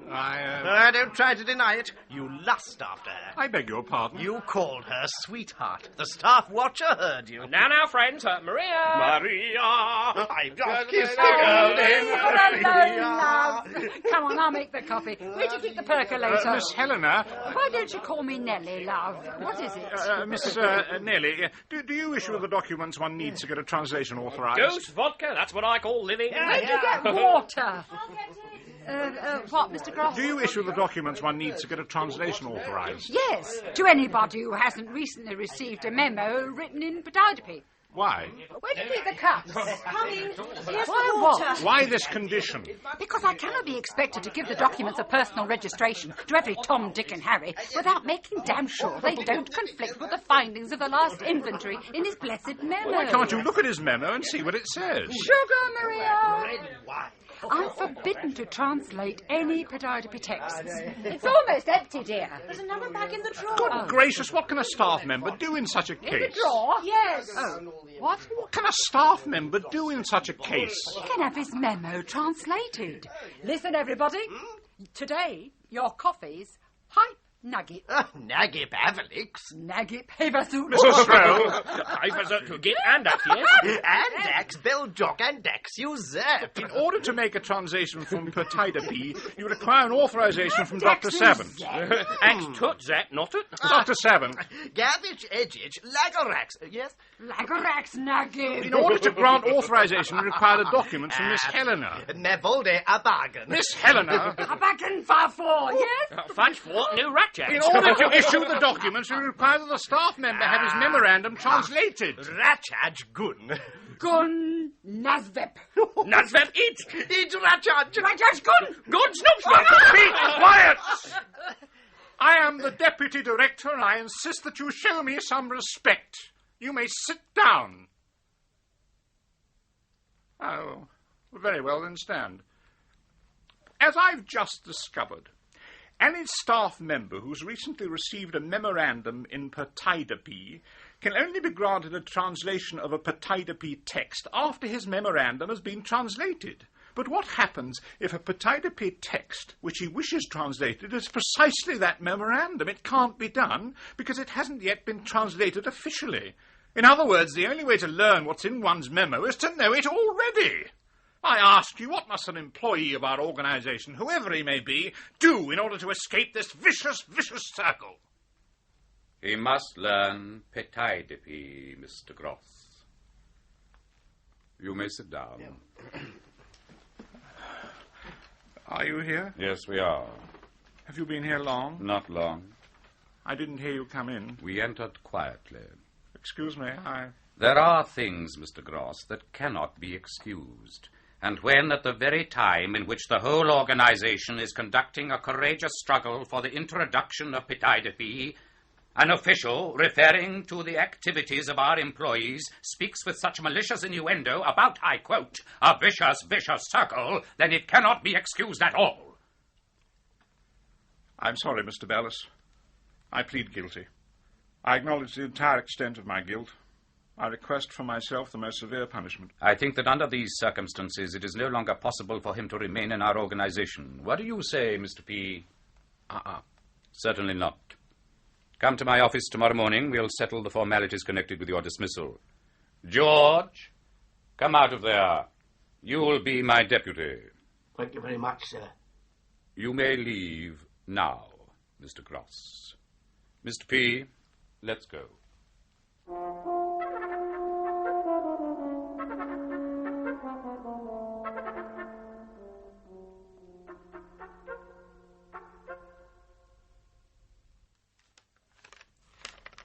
What's this? Ac hoc utud ococed iul umobert eusum. Good morning. Oh, you're here. I haven't been here long. What do you want? Mr. Ballas, I was supposed to come to your office today concerning my dismissal from our organisation. I'm busy now. Come back later. In a while. I'm sorry. Thank you. I'll come back later. Good morning. Morning. Hannah. Yes, Mr. Ballas. You know Pataudipy, don't you? I'm sorry, I don't. Why not? I thought you'd been going to the classes. I used to, but I had to give them up. Why? It makes great demands on one's memory, Mr. Ballas. But others can learn it. Very few can, Mr. Ballas. Most of the staff have had to give it up. You dropped out, Mr. Ballas, after the first lesson. That's quite different. I had to interrupt my studies for reasons of work. Patidipy really makes great demands on people. Besides, they say it's based on doubtful principles. May I go and get the milk? Who says that? Mr. Pilar here. Surely not, Mr. Pilar. And if by any chance he did say such a thing, it was just in fun. Who of the staff actually knows Patidipy? Only the teacher and the personnel of the translation centre. May I go and get the milk? There you are. And then you tell me that it's beyond human powers to learn it. May I go and get the milk? Oh, run along. Pilar. Uh-huh. You talk too much. Good morning. You're here again. You said, Mr. Ballas, that I should come back in a while. In a while. By that I didn't mean such a short while. I'm sorry. I'll come later. Sorry. No, listen. Yes, Mr. Ballas? I just wanted to say that I seem to have overdone it a bit yesterday. My nerves were a bit ruffled after all that happened. Thank you. You're very kind. Thank you. But the dismissal stands, doesn't it? Dismissal? Well, for the moment, perhaps we needn't take such drastic measures. You can't be my deputy, of course. Of course. But there is an opening. Is there? To do what? The position of staff watcher has become free. Very kind of you, Mr. Ballas. When may I start? At once, if you like. Well, thank you, Mr. Ballas. Thank you very much. Good morning, Mr. Gross. Good morning. Hannah, who else says that Patidipy is based on doubtful principles? All except you, Mr. Ballas. What else do they say? That it's only a matter of time before you find it out too. Indeed. Couldn't you at least make out what this is all about? Well, it could either be a memorandum concerning the last inventory... Hardly. ...or a protest. Why should it be a protest, of all things? It's being rumoured that protests written in Patidipy get preferential treatment. Where did you hear all this? Oh, in the dairy shop this morning. If anybody has decided to lodge a protest, then I'm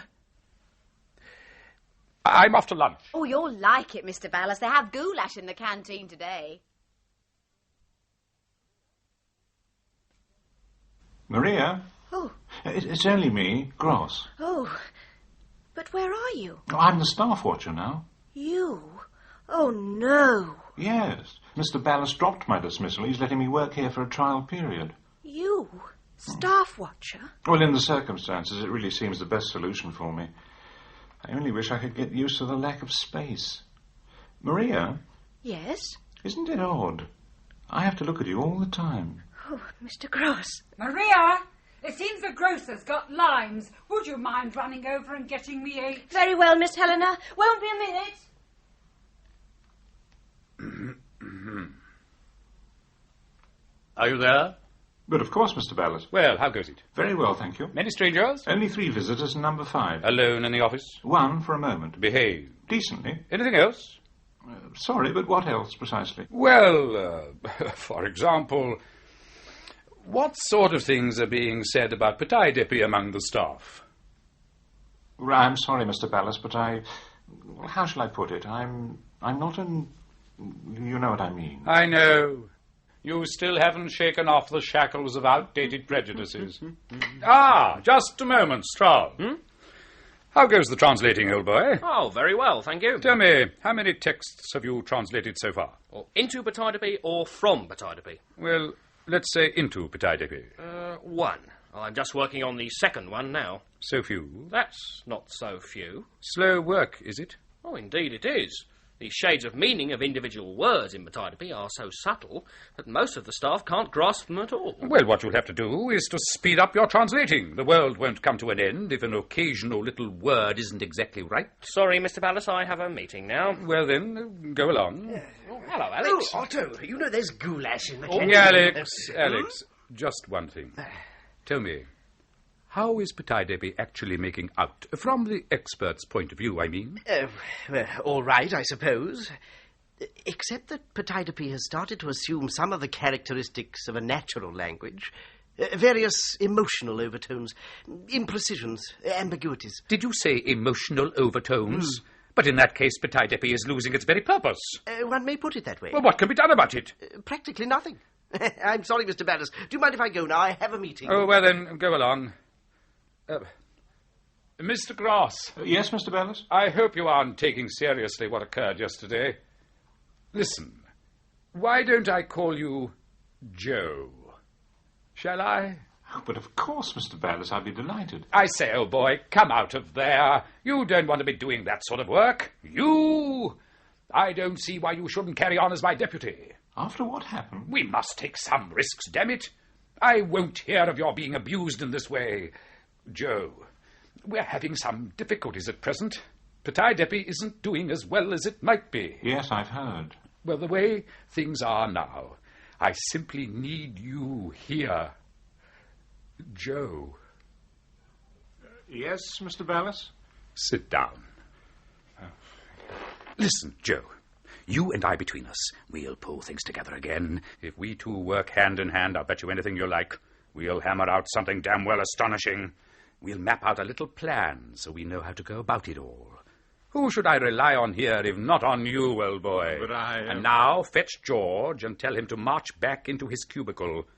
He's already proved himself in the job, and he must see that now, in the high positions, what we need above all is specialists. Yes, Mr. Bellis. Ah, Otto. Yeah? You still haven't told me about your translations from Petit Depi. Well, so far I haven't translated anything from Petit Depi. Why not?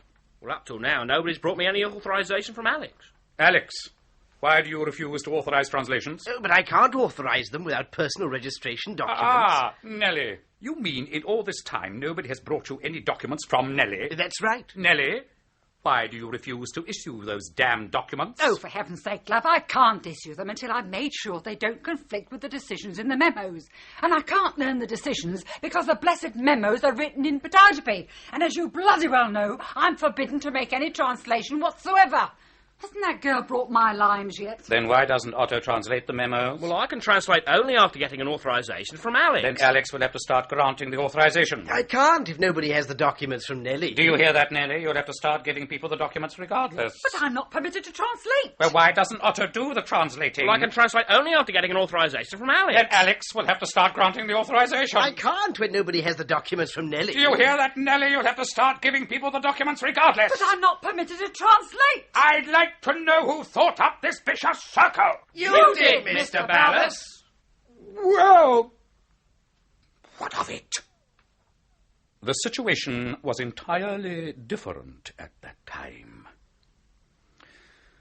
I propose the following simplifications in the procedure of translating all Petit Depi texts. These will come into effect at once. First, Helena is permitted to issue the personal registration documents without knowing the contents of the memos. Second, Alex is permitted to authorize all translations without the personal registration documents. Third, Otto is permitted to translate without an authorization from Alex. Is that quite clear?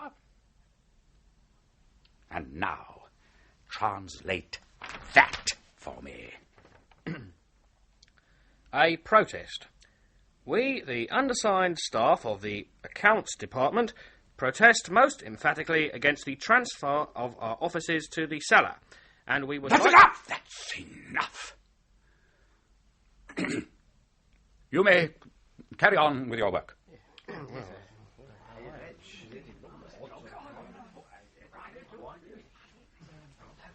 Mr. Gross, do you realise what would happen to you if anybody saw you here? I'm no longer the staff watcher. Oh? Mr. Ballas has made me his deputy again. Oh, congratulations. Good gracious, what for? Frankly, I'd rather have remained staff watcher. Mr. Gross? Yes? Has anybody translated for you that, the thing you wanted to have translated yesterday? The memorandum? No. According to current regulations, nobody can. Well, it's probably better that way. Do you think it's a negative one? I've always learned to expect the worst. If your conscience is clear, you've nothing to fear. Your innocence will be proved, but you have to fight for it. I believe that if one doesn't give way, truth must always come out in the end. Now, what do you know about the world, dear child? Still, you're right. One really ought to stand firm. Trouble is, I've never been very firm. More of a dreamer rather than a man of action. That's my bad luck. Have you the memo with you? You mean... Well, surely you wouldn't... Oh, I'm quite grown up, thank you, Mr. Gross. I know what I'm doing. Give it to me.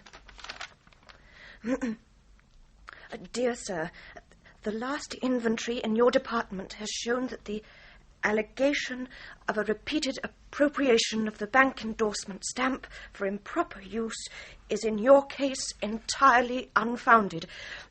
On the contrary, we feel obliged to emphasize the very positive findings of the inventory, which clearly prove that you have been conscientious in the directing of your organization and that you therefore merit full confidence. This is further confirmed by your stand as regards Potidopy, which has been quite unequivocal from the beginning. Our view of the Potidopy campaign has always been entirely negative, and we suggest that you liquidate with the greatest possible resolution and speed any attempt to introduce Potidopy into your organization, and that you severely punish all those who have been propagating Potidopy for their own personal advantage. Wishing you all success in your further work, we remain yours faithfully, signature illegible. Thank you, Maria. Now at last I have an opportunity to prove that I have more civil courage than I've shown so far.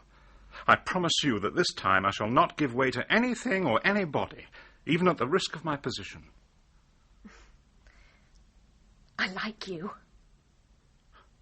First, I must deserve your sympathy, dear child. That was a stupid thing to do, Maria. Oh, God, are you there? I came back a moment ago, and I'm not sorry I did. I hope you realise why.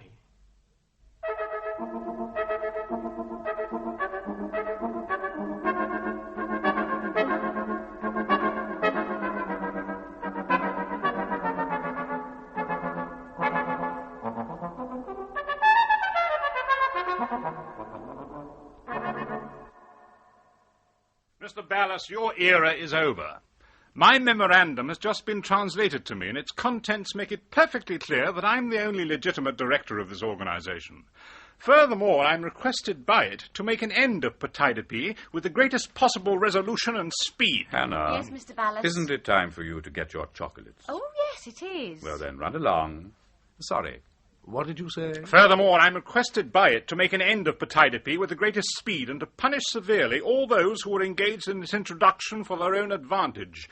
In other words, history has proved me right. In a minute, Mr. P. What did you say? In other words, history has proved me right.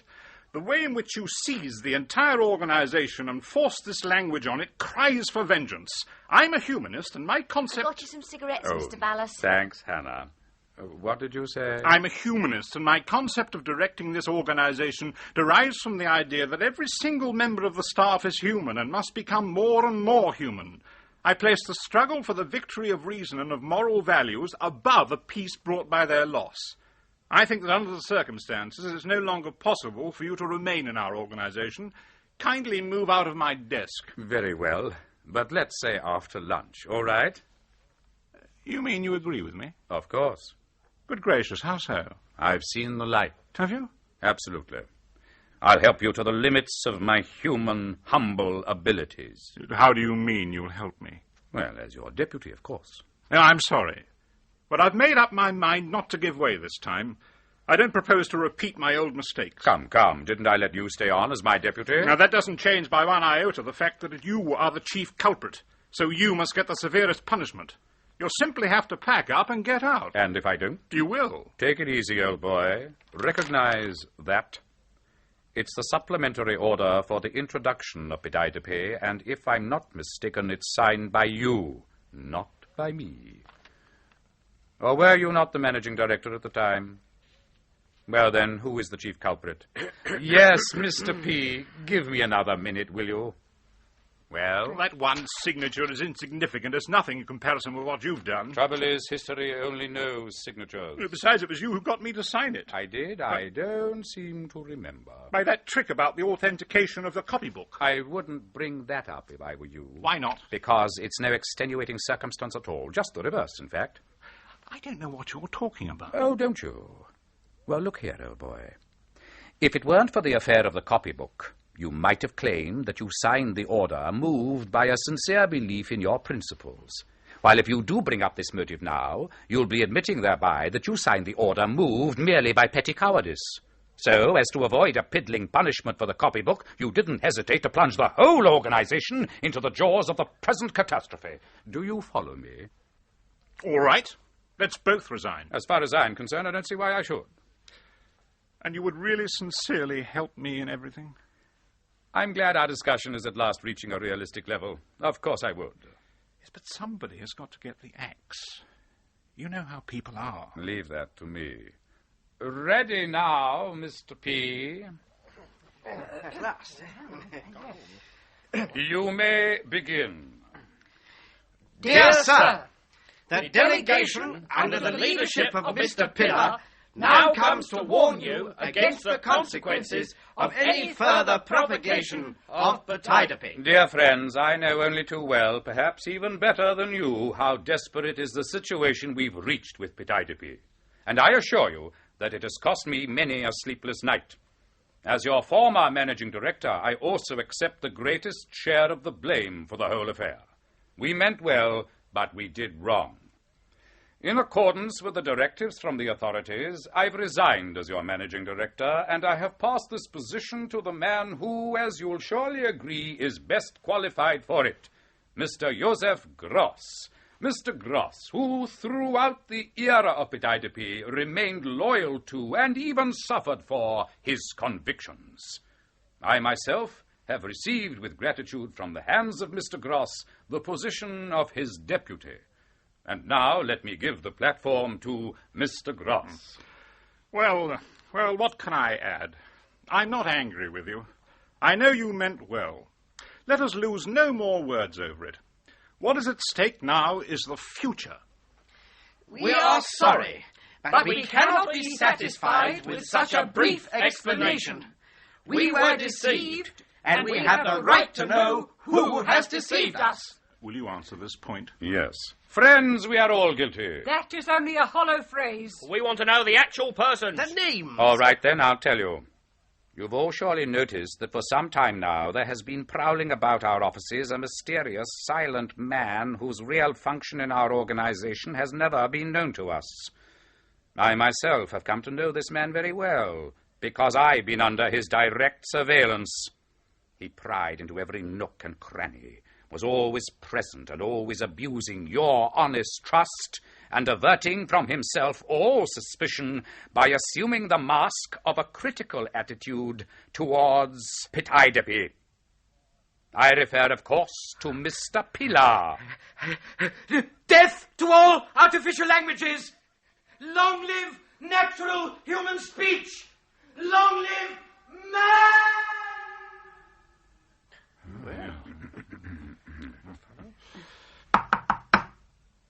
Come in. Welcome, Mr. C. Come in. This is Mr. Column. Well, now then, let me conclude. I appeal to you to put all your best efforts into the struggle for the re-establishment of natural human language, of our beloved mother tongue. Wait a moment, Joe. Our colleagues are surely tired by now. We can talk tomorrow about what happens next. Now, let me suggest that we all go and have lunch together. Who's in favour? That's an idea. Bravo. Let's all meet in a quarter of an hour at the translation centre. Yes, all right. What's on the menu today? Things do seem to be moving rather fast. Mr. Gross. There was nothing else I could do. An open conflict would have meant that I'd be finished. This way, as managing director, at least I can salvage this and that. Mr. Gross. What is it? May I go and get my lunch? Run along.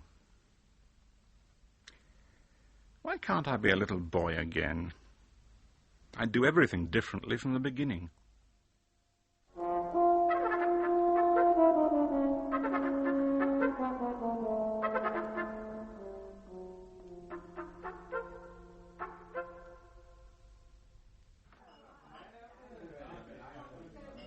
Mr. Ballas. Yes?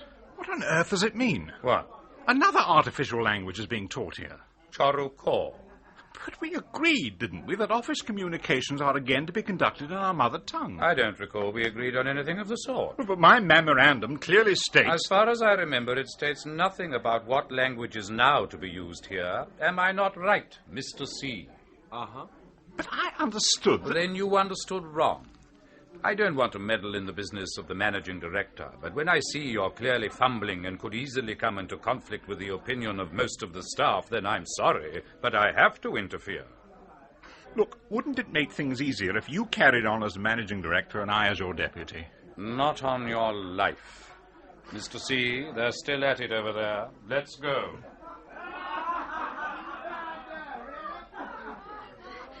Joseph? Yes? You didn't tell me the watcher had come back. Well? He saw and heard everything. Everything? What? Well, that I translated your memo. Well? He told on me and I was fired on the spot because I'd translated an important Pataidapi text before passing my exams. But the use of Pataidapi has been cancelled. Well, Mr. Ballas said that's beside the point. A rule is a rule, he said. What guarantee is there, he said, that I wouldn't someday make an important translation from Chorakur as well? What are you going to do? Well, I hate to bother you, but couldn't you perhaps cancel his decision, or perhaps at least put in a kind word for me? Maria, my dear, you can't begin to guess how happy I would be if I could do for you what you've just asked me to do. But the desire to help you fatefully encounters within me the responsibility thrust upon me by the permanent menace to our organization from the side of Mr. Ballas and his men. A responsibility so binding that I absolutely may not risk the loss of position on which it is based by any open conflict. Besides, there's no point in further complicating my already complicated situation by taking too tragic a view of your prospects. Let's try to be quite matter-of-fact about it, shall we? You're still quite young. You have a whole life ahead of you. You've lost nothing so far. Chin up, my girl. Keep smiling. I know it's absurd, dear Maria, but I must go and have my lunch. So, goodbye. Be good. We present Trevor Howard and Peggy Ashcroft in The Father by August Strindberg, in an English version by Max Faber. The play is set in the sitting room of the captain's house on the outskirts of a Swedish town during 2 consecutive winter evenings towards the end of the last century. The Father.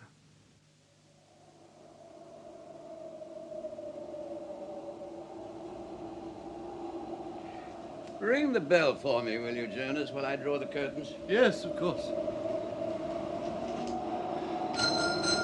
What's the trouble, Edo? Oh, it's my Batman nerd again. Still nonsense. Can't leave the women alone. Come in. Yes, sir? Is Nerd about? Yes, sir. He's in the kitchen, waiting for orders. In the kitchen, is he? Send him in here. Yes, sir. Well, this time it's the maid. The fellow's a downright disgrace. No, he was in the same kind of difficulty early in the year, wasn't he? Yes, that's the fellow. You know, it might do some good if you said a few friendly words to him. I've tried everything. I've sworn at him. I've even thrashed him. It's no effect whatever. Oh, now you want me to preach to him, and what effect do you suppose the word of God is likely to have on a trooper? That remains to be seen. It has no effect on me, as you know. Yes, I certainly do. And when it comes to Trooper Nerd, well, try anyhow. Come in. Sir? Now then, Nerd. What have you been up to this time? Well, sir, don't mind. Rather not say. Not with the reverend gentleman here, I mean. There's no occasion to feel shy with me, my boy. Come along, Nerd. You'd better make a clean breast of it, or you know what to expect. Well, sir, I suppose it was like this. It wasn't anything out of the way. We was at a dance at Gabriel's, and Ludwig happened to mention that... What's Ludwig got to do with it? Now, stick to the point. Very good, sir. After a bit, Emma says, well, why not let's go into the barn and... You're not trying to tell us that Emma led you astray, is that it? Pretty well. After all, if the girl isn't willing, there's no more to it. Now, once and for all, Nerd, are you the father of the child or aren't you? Well, how do I know? What do you mean? Don't you know? No, I don't. That's something nobody ever knows for certain. Weren't you the only one, then? Yes, that time. But But I still don't know I was the only one, do I? Are you trying to put the blame on Ludwig? Is that the idea? Well, it's very difficult to know who to put the blame on. All the same, you promised Emma you'd marry her. Oh, well, you always have to say that. This is preposterous. I'm afraid it's the old story. Now, Nerd, surely you're man enough to know whether you're the father or not. Well, I had to go, I admit. But you know yourself, Pastor. You can't often go by that. We must try to keep to the point, Nerd. We're discussing you, you know. Now, I'm sure you don't wish to leave this unfortunate girl to fend for herself. You can't, I suppose, be compelled to marry her, but you shall support the child. You'll certainly do that. Well, then, so must Ludwig. Very well, the matter will have to be settled in the civil court. I can't get to the bottom of it. Now, clear out. Sir? Just a moment, Nerd. Sir? Doesn't it strike you as dishonourable to leave a girl destitute like that with a child? Well, doesn't it? Don't you think that sort of thing is rather... Well, it's rather... Yes, if I know it's my child. But you see, Pastor, that's something one never does know. And slaving to keep another man's child for the rest of your life is no joke. I mean to say, Pastor, surely you and the captain can see that. That'll do, Nord. God bless you, Captain. And see that you keep out of the kitchen, you scoundrel. Yes, sir. Oh, hang it, old man. Why didn't you pitch into him? Oh, didn't I? All you did was sit there and mumble. Well, to tell you the truth, I don't quite know what to say about it. It's hard on the girl, of course. It's hard on the boy. After all, suppose he's not the father. The girl could remain at the orphanage with the baby for a few months and then leave it there with its future provided for. But it's different for the boy. His future may be ruined if he's dismissed the regiment. Upon my soul, I shouldn't care to be the magistrate. Of course, the boy isn't innocent, but on the other hand, the girl's guilty, if there is any guilt in a case like this. Well, I judge no man. However, before this interruption, we were discussing Bertha's confirmation, weren't we? Not so much her confirmation as her whole future. My mother-in-law wants her to be a spiritualist. Laura wants to make an artist of her. The governors would like to turn her into a Methodist. Old Margaret yearns for her to be a Baptist, and the maids conspire to enlist her in the Salvation Army. So, how can I hope to make anything of her? Especially when I meet with nothing but opposition. I think it'd be better if I sent her away. You know, my friend, I can't help feeling you've too many women about the house. Well, that's fact. And all you do is laugh, you old rascal. It wasn't enough for you that I married your sister. You have to palm off your old stepmother on me as well. Good heavens, one can't have stepmothers in the house. No, you managed to put them out as mothers-in-law in other people's houses. Well, we all have our troubles. We've even got my own nanny, old Margaret, living with us. And she treats me as if I was still wearing a bib. Oh, she's a dear old soul, but she oughtn't to be here at all. You should make your womenfolk toe the line, Adolphe. You let them run things far too much. Well, perhaps you wouldn't mind telling me how you make women toe the line? Laura was always dealt with very firmly as a girl, although she's my own sister. I must say she needed it. Oh, well, Laura has her weak points, of course, but they don't amount to very much. Oh, come on, I know her. She was romantic as a child. Yes, she still is at heart. Consequently, she finds it a little difficult to adjust herself to life. In any case, she's my wife. Therefore, she's the best little woman in the world. No, my dear fellow. As a matter of fact, she's really your greatest trial. Well, there's no getting away from it. The house is totally disrupted. Laura won't let Bertha leave her, and I can't let the child live in this bedlam any longer. Oh, so Laura doesn't take kindly to the idea. Now, that, I'm afraid, is not very promising. I remember when she was a child and wanted something, she'd stretch herself out stiff on the floor and lie there till she got it. And when she did get it, she'd quite often give it back, explaining that it wasn't the thing she wanted so much as getting her own way. So, she was like that even then, was she? Certainly there are times when her anger is so extraordinary. I begin to feel uneasy about her. I wonder if she's ill. What exactly is your plan for Bertha that Laura objects to it so strongly? Can't you compromise in some way? I want her to be a teacher. But haven't I heard it suggested that her talent for painting is so remarkable that it would be something of an offence against nature to suppress it? No, I showed her paintings to a famous painter. He said they were nothing remarkable, just art school stuff. And then during the summer along comes some young noodle who, of course, knows better. He says she's a genius, and so far as Laura's concerned, that settles it. Possibly he was in love with the girl. Oh, well, that goes without saying.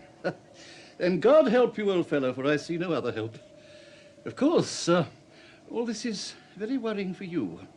And I assume that Laura isn't without her supporters? You may be quite sure of that. The whole house is already up in arms. Between ourselves, they're not over-particular as to how they fight. You think I don't know? Do you? Don't I? What does worry me is the suspicion that Bertha's future is being settled in there simply to bolster up a theory. According to them, it won't be long before men have to admit that women can do this and women can do that. It's nothing but man versus woman from morn till night. Yes. Well, I suppose I'd better be going. Oh, no, you're not going already. Why not stay and have some supper? I don't suppose there's anything very lavish, but... Oh, I'm expecting the new doctor presently. Have you met him? I caught just a glimpse of him as I came along. He looked quite a decent sort, reliable, I should think. Splendid. Do you think he'll be on my side? Well, that depends on how much he knows about women. Must you really go? I'm afraid I must. As a matter of fact, I told my housekeeper I'd be back to supper, and she gets anxious if I'm late. Anxious? Angry, you mean? Well, just as you like. Here, let me help you on with your coat. Pretty cold night, I fancy. Oh, thanks. And, you take care of yourself, Adolphe. You're looking a bit off colour, you know. Off colour? Yes, you're not looking very well. Nonsense. You got that idea from Laura. For 20 years, she's treated me as if I had one foot in the grave. Laura? No. All right. I'm merely a little concerned for you myself, that's all. You look after yourself, Adolphe. Well, goodbye, old man. We still haven't discussed Bertha's confirmation, I'm Oh, afraid. don't worry about that. I'm quite sure the matter will proceed in the normal way, at the expense of the episcopal conscience. I'm not a believer, and I'm certainly not a martyr. Goodbye, Jonas. Remember me to the children. Goodbye, Adolphe. Give my love to Laura. Oh, why can't somebody look after this fire?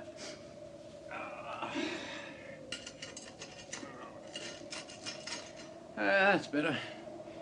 Now then, what was I doing? Oh, yes, the accounts. 54, 9, 46, 56. Would you mind? Just a minute, Laura. 66, 71, 84, 89, 92, 100. Well, now, what is it? Am I interrupting? Not at all. The housekeeping money, I suppose. Yes, the housekeeping money. Very well, then. Put the accounts down there and I'll go through them. The accounts? Yes. Do I have to keep accounts now? But of course you have to keep accounts. With our affairs in such a state, it's absolutely essential. If I had to go bankrupt and couldn't produce accounts, I could be prosecuted as a negligent debtor. It's certainly not my fault if our affairs are in such a state. In that case, the accounts will prove it. It's not my fault if the tenant farmer doesn't pay the rent. And who was it recommended him so warmly? You? Why did you recommend such a ne'er-do-well? Why did you take such a ne'er-do-well? Simply because it was made impossible for me to eat, sleep, or work in peace until you'd got him here. Oh. Now, you wanted him because your brother had had enough of him. Your mother wanted him because I didn't want him. The governors wanted him because he's a confirmed Bible reader, and old Margaret because she knew his grandmother. That's why I took him. If I hadn't, I should be either in a lunatic asylum or in my grave by now. Oh, here's the housekeeping.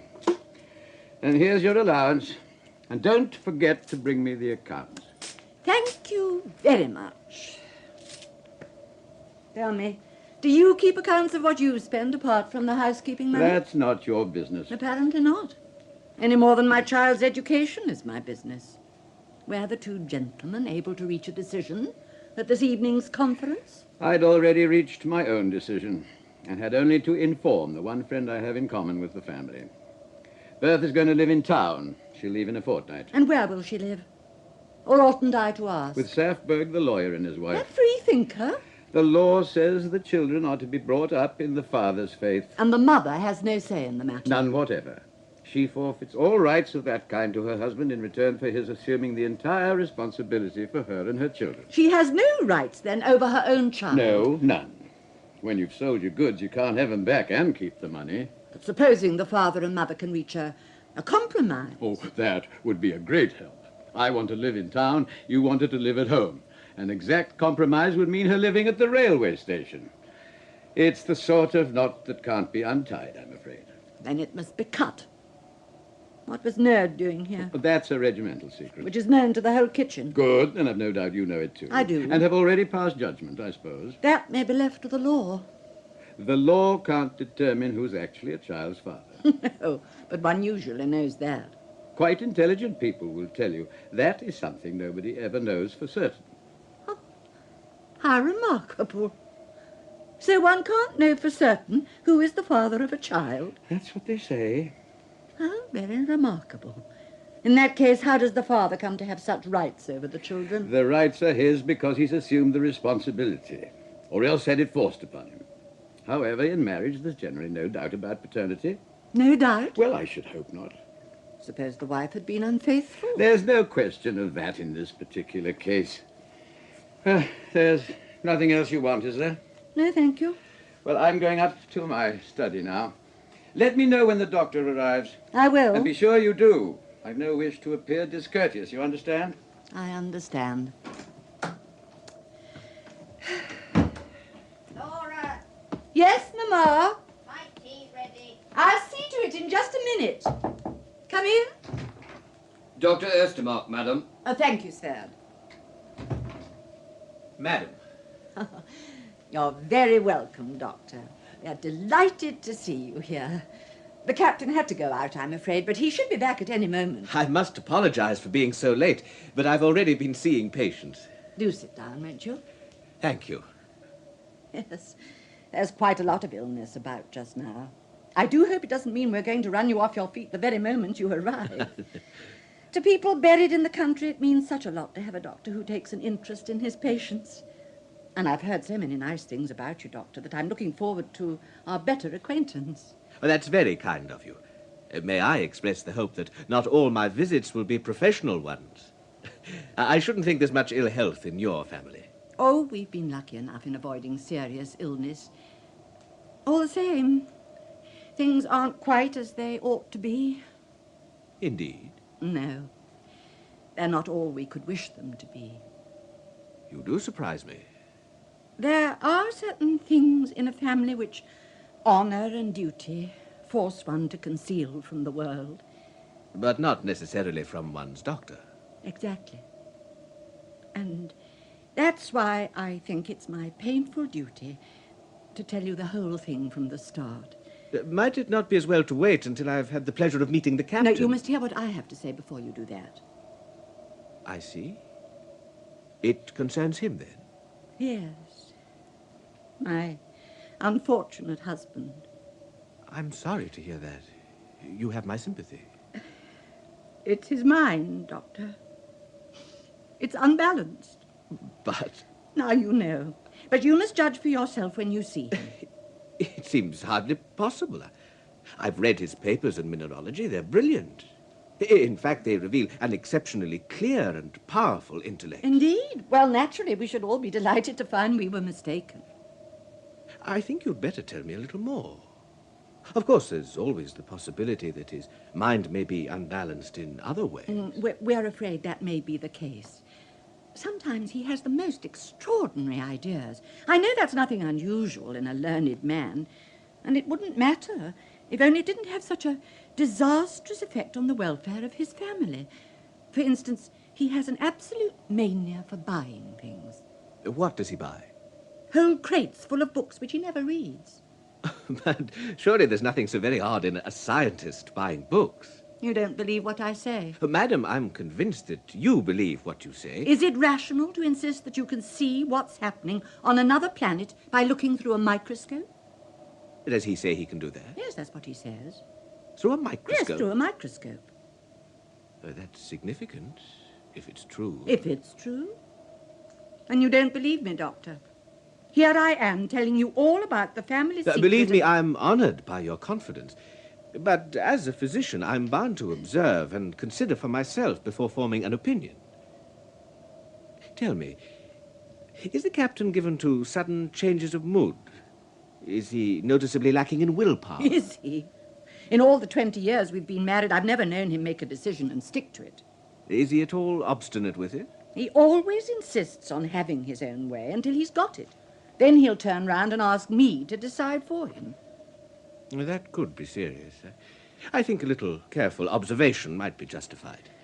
You see, the will is the driving force of the mind. If it stops or falters, the mind breaks down.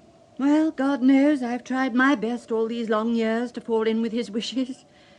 You can't imagine what I've been through with him. If you only knew. I can well understand, I assure you. And I promise to see what can be done. You have my deepest sympathy, and you can rely on me. Absolutely. But after what I've heard, there is one thing I must impress upon you. Try to avoid any topic or suggestion which might affect the patient at all strongly. Such ideas can develop very rapidly in an unstable mind, develop into monomania. And I should avoid arousing his suspicions in any way. Precisely. A sick mind can be made to believe anything simply because it's so receptive. Yes. Yes, I can see that. Yes, I understand. Oh, excuse me. I think my mother wants me. I shall only be a moment. There's Adolf now. I'll leave you together. Ah, so you're here already, Doctor. I'm glad to see you. Captain, it's indeed a great pleasure to meet so distinguished a man of science. Oh, I wouldn't say that. I'm afraid army life leaves one very little time for really extensive research. All the same, I believe I'm actually on the point of making quite an interesting discovery. Really? Yes. I've subjected meteoric matter to spectrum analysis, and I find that carbon is present. In other words, distinct evidence of organic life. Now, what do you think of that? And can you see all that in the microscope? No. Spectroscope. Yes, of course, the spectroscope. Then I suppose you'll soon be able to tell us what's happening on Jupiter. Not what is happening, but what has happened. If only those confounded booksellers in Paris would send me the books I want. I'm beginning to think all the booksellers in the world are conspiring against me. I've been writing letters to them for 2 months now. I've even sent them abusive telegrams, and I still can't get a single word out of any of them. Wish I could get to the bottom of it. It's driving me mad. Oh, I shouldn't let it worry you too much. It's probably nothing more than carelessness on their part. Yes, but that's all very well, but how the devil am I going to get my treatise done in time? I know for a fact they're working on the same lines in Berlin. But look here, we really ought to be talking about you and where you're going to live. Now, there are some rooms in the wing here which are entirely at your disposal, unless, of course, you'd rather live in the old doctor's quarters. Whichever you like. No, whichever you like. You've only to say. I'd really rather you decided, Captain. I'm not going to decide for you. It's for you to make your own choice. I've no preference one way or the other. I don't very well see how I can. Oh, for goodness sake, Doctor, say what you want. It doesn't make the slightest difference to me which you do. Surely you're man enough to make up your own mind. Now then, which is it to be? Well, I should like to stay here. Thank you. That's splendid. Now, I hope you're not offended, Doctor, but if there's one thing I can't stand in anybody, it's indecision.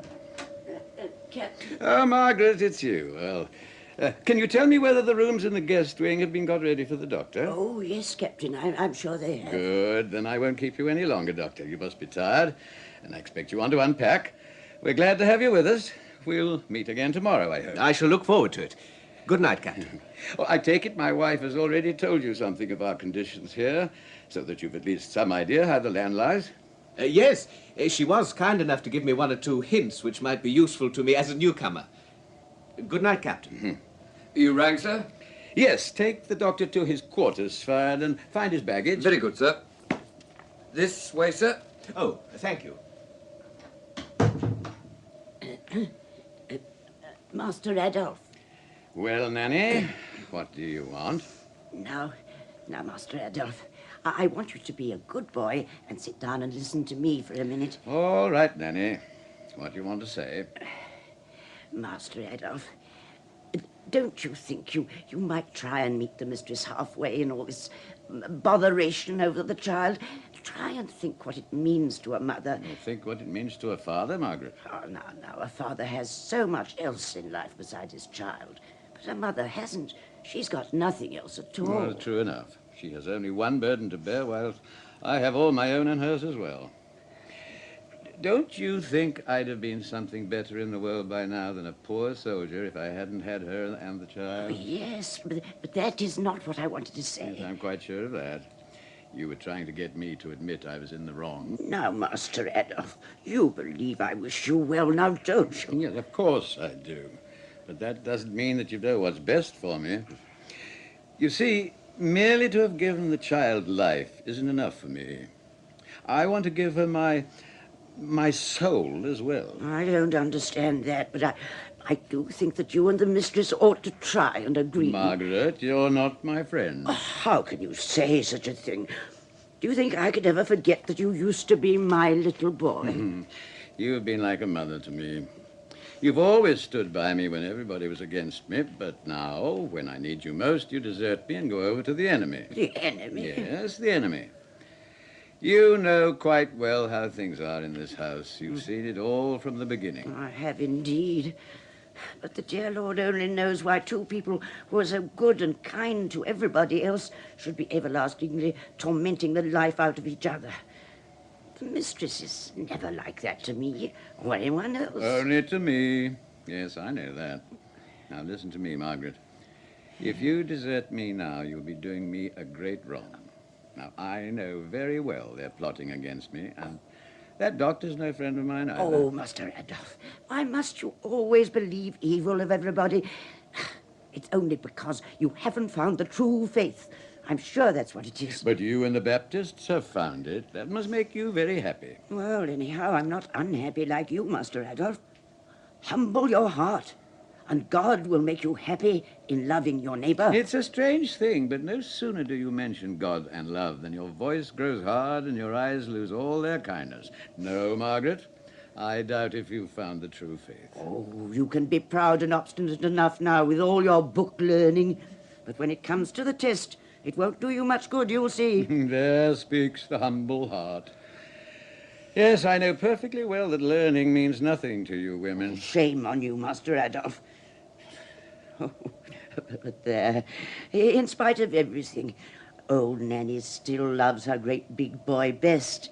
And she knows he always comes back to her again just as soon as ever he's in trouble. Margaret, you must help me.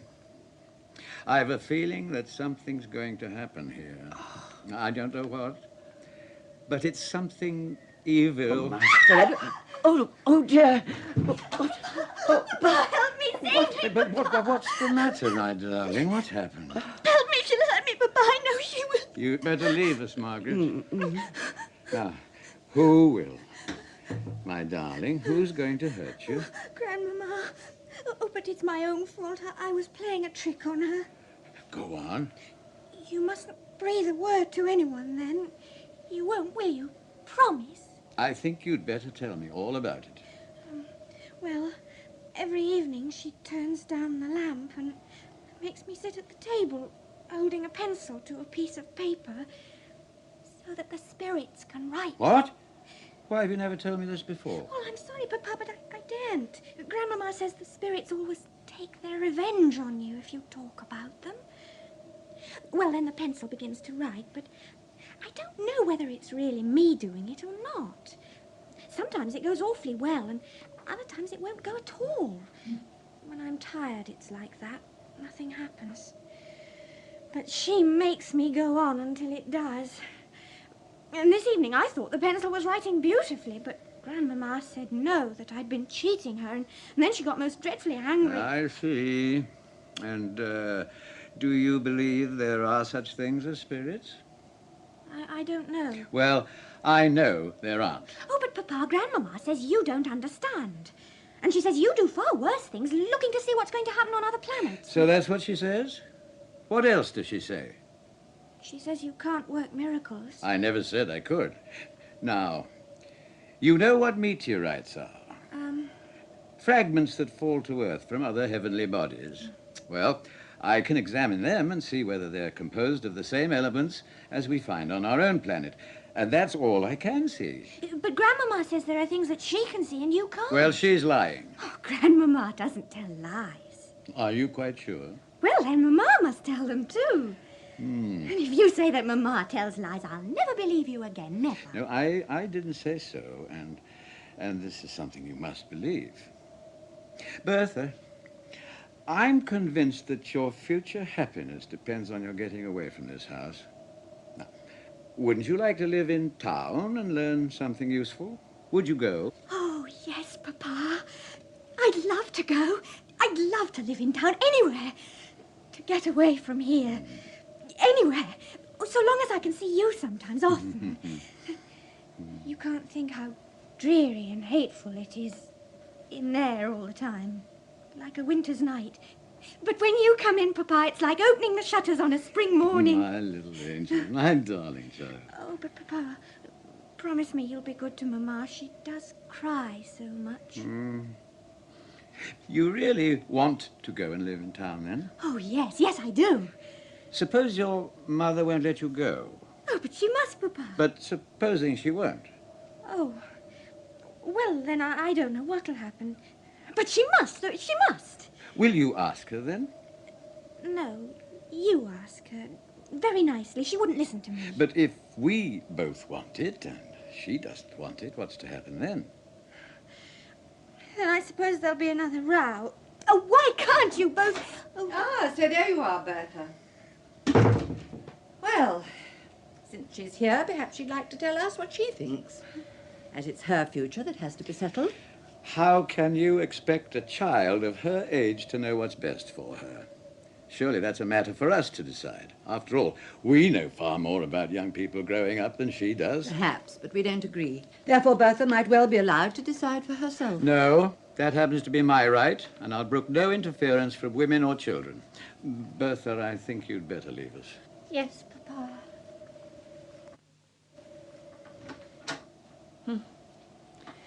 You were afraid she'd be on my side, so you wouldn't let her speak. As a matter of fact, I know she wants to go to town.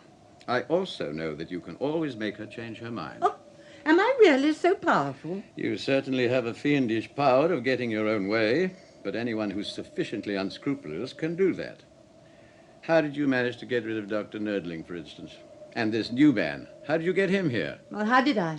You insulted poor Nerdling till he was forced to leave, and then you got your brother to go around the district canvassing for this new fellow. Well, that was quite simple and perfectly legitimate. Bertha's to leave home, then? Yes, in a fortnight. Is that your decision? Yes. Have you told her? Yes. And I must try to prevent it. You can't. Can't I? Do you really suppose that I would allow my daughter to live under the same roof with those free thinkers and hear everything I've taught her held up to ridicule and learn to despise her own mother? And do you suppose that I shall allow ignorant and conceited women to teach my daughter that her father's a charlatan? It would matter less to a father. Why? A mother's so much closer to her child, particularly since the startling discovery that one can't tell for certain who the father is. And what's that got to do with it? Are you sure that you're Bertha's father? Am I sure? How can you be sure of what no one can tell for certain? Are you joking? No. I'm merely quoting your own words. Are you sure I was never unfaithful to you? I can believe almost anything of you, but not that. Supposing I were ready to endure anything, to be turned out, lose my home and my good name, rather than lose control over my child. Supposing what I suggested just now was true. That Bertha is my child, but not yours. Supposing it were true. Why, your rights would be at an end. You'd first have to prove I wasn't the father. That wouldn't be difficult. Would you like me to prove it? That's quite enough, Laura. I should have to tell you the name of the real father, of course, and when and where it happened. For instance, when was Bertha born? We'd already been married 3 years. Stop, or I... Oh, you'll what? Very well, then. We'll stop. But I advise you to be very careful about what you decide. And whatever you do, don't make yourself look ridiculous. I can't believe such a thing. That will make you look all the more ridiculous. But not you, I suppose. Dear me, no. Women are too clever for that. That's why we're no match for you. Then why pit yourselves against your superiors? Superiors? Yes. I'm bound to confess I've never looked at any man without being aware of my own superiority. Well, you'll soon find out about that, and in a way you'll never forget. That will be interesting. Supper's on the table. Now do come and have it before it gets cold. Oh, thank you, Margaret. Oh, dear, look at that fire again. Aren't you coming in to supper? No, thanks, I don't want any. Really? Is anything the matter? No, I'm not hungry. You'll only pester me with a lot of stupid questions if you don't. Be sensible. You won't. Very well, then. Stay where you are.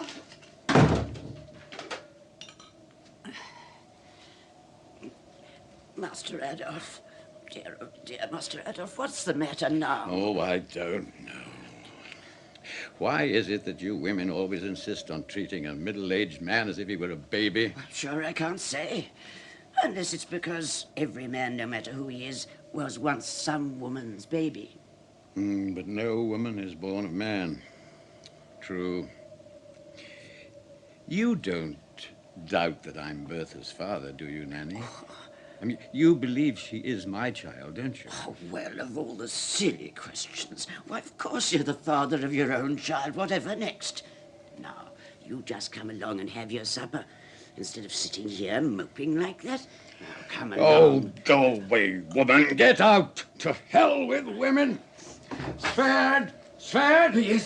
Yes, sir. Have the horses harnessed for the small slave once. Please, Captain Alog, listen I to said me. get out. Oh. Where's my greatcoat? Whatever's coming And over don't everybody. expect me back before midnight. God help us.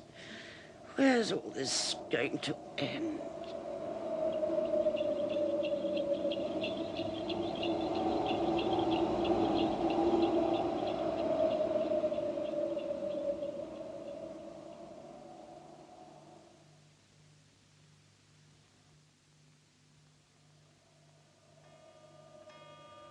Well, after the conversation I had with him, I feel bound to tell you that I cannot regard the case as at all clearly proved. But surely... Please, madam.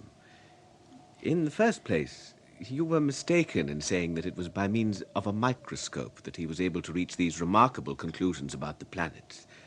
Now that I find it was a spectroscope, not only is he cleared of any suspicion of insanity, but he has obviously made a notable contribution to scientific knowledge. I didn't say that. Madam, I made careful notes of our conversation, and I distinctly remember raising this very point, just because I thought I must have misheard you. One has to exercise the greatest care over one's data before bringing charges which might lead to a man being certified. Certified? Precisely. You do realize that an insane person loses his civil and family rights. No, I didn't know that. There is one other point I should like to go into a little further. Your husband complained about his repeated failure to get any answer from his Paris booksellers. Now, it occurs to me to wonder whether you, with the best possible intentions, of course, may have intercepted his letters. Well, yes, I did. It was my duty to safeguard the family interests. I couldn't let him ruin us all without taking some step. If you'll forgive me saying so, I doubt if you can have appreciated the possible consequences of such a step. Should he discover your intervention in his affairs, he'll have grounds for suspicions which, once started, will grow like an avalanche. As it is, you've obstructed his plans and increased his irritability. You must know from experience something of the nervous strain that's set up by having one's dearest wishes frustrated. Yes, I do. Then you can imagine how he feels. It's after midnight, and he's not back yet. We must be ready for the worst. Tell me, what happened this evening after I saw him? I must know everything. Oh, he talked in a very wild way, made the most fantastic suggestions. Some ridiculous idea about not being the father of his own child, for instance. Well, that's very strange. What put that idea in his head? I really can't imagine, unless it was a maintenance case he had to look into recently. It was one of the men in the regiment, and when I took the girl's part, he got violently excited and said you can never tell for certain who a child's father is. I did everything I possibly could to make him see reason. But it does begin to look now as if he's past help. Well, things can't be allowed to go on like this. Something will have to be done, without rousing his suspicions, of course. Tell me, has he ever suffered from delusions before? Yes. About 6 years ago, we had the same sort of trouble. Yes? That time he was afraid he was going out of his mind. He actually admitted as much in a letter to your predecessor, Dr. Nerdling. So, it's fairly deep-rooted. It's a pity families always feel obliged to leave this sort of thing until it's... Well, obviously, I can do no more than deal with the facts as I see them. What's done can't be undone, I'm afraid. And yet the best hope of finding a remedy would be to get at the cause of the trouble. Where do you suppose he is now? I've no idea. Nowadays his behaviour is quite unpredictable. Would you like me to stay until he comes back? We could say your mother isn't well and that I'd come down to see her. Oh, I should be grateful if you would, Doctor. Don't leave us. I can't tell you how worried I am.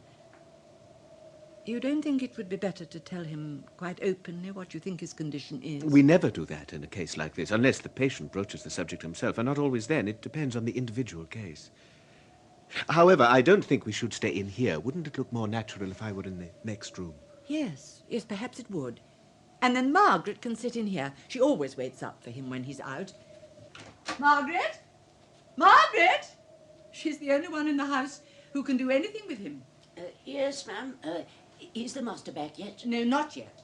I want you to sit in here and wait for him, and when he arrives, tell him that my mother's ill and the doctor's come in to see her. Yes, ma'am. You just leave it all to me. Will you come with me then, Doctor? Thank you, madam. Oh, dear, now where are my spectacles?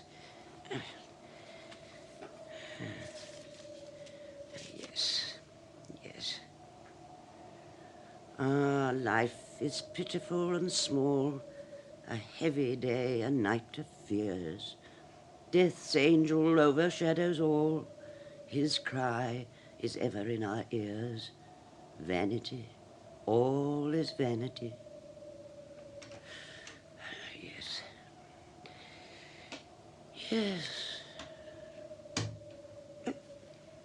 Margaret? Yes? May I come and sit in here with you? It's so lonely up there. Oh, good gracious, child, what are you doing up at this hour? You ought to be in bed. Yes, I know, but I simply must finish Papa's present before Christmas, and I've made you some coffee. But, lovey, this'll never do. You've got to get up in the morning, and it's gone 12. Oh, what does that matter? Here's your coffee, Nanny. Thank you, dear.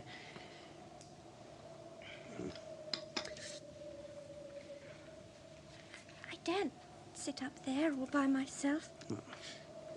I believe there's a ghost. There now, I've said so all along. You mark my words. There's a blight on this house. Did you hear anything? Well... what did you hear? I'm quite sure I could hear somebody singing up in the attic. In the attic? Yes. This time of night? And it was such a sad song. Never heard anything like it. It seemed to come from the box room. You know, in the corner where the old cradle is. Oh, yes. Oh, dear. Such a terrible night. Oh, it's enough to blow the chimneys down. What is all our earthly life but tribulation, toil, and strife? Even the best that it can be teaches us all is vanity. Yes, my dear. And God send us all a happy Christmas. Margaret, is it true that Papa's ill? Yes, child. I'm afraid it is. Then we shan't be able to keep Christmas Eve. But, Margaret, if he's ill, why doesn't he stay in bed? Well, you see, dear, you don't have to stay in bed with the sort of illness he's got. Oh, there's your father's sleigh. That must be him back. Now then, dearie, off to bed with you, or Papa will be cross. Yes. Good night, Margaret. Good night, dear. God bless you. Good night. Night. Are you still up? Go to bed. Oh, but I was only waiting till you... Yes, good night. Letters, newspapers. Master Adolf. What is it? The old lady's not well. The doctor's here. Is it serious? Oh, no, I don't think so. She's got a chill, I shouldn't wonder. Who was the father of your child, Margaret? Oh, really, Master Adolf, as if I haven't told you a dozen times. It was that good-for-nothing Johansson. Are you quite sure? You are a silly boy. As if I didn't know. Besides, there wasn't anybody else. Yes, but was he sure there wasn't anybody else? Oh. No, he couldn't be.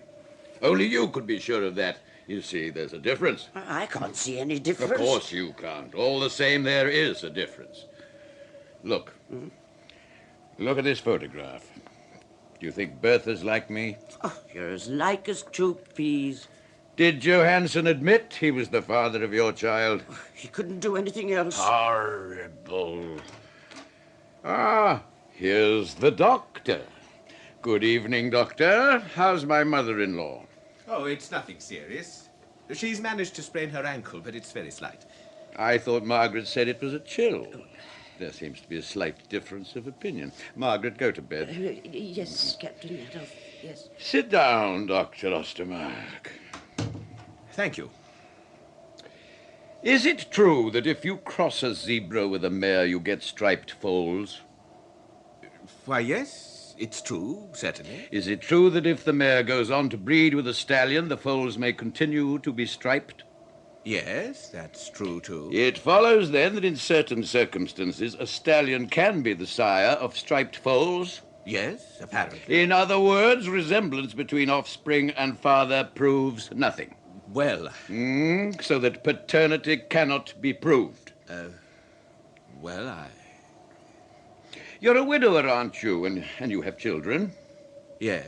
I know of nothing so ludicrous as to see a father taking a child out for a walk and to hear him referring to it as his. My wife's child, he should say. Did you never realize that you were living in a fool's paradise? Did you never feel the slightest doubt? I won't say suspicion, for of course I must assume that your wife was above suspicion. Indeed, I did not.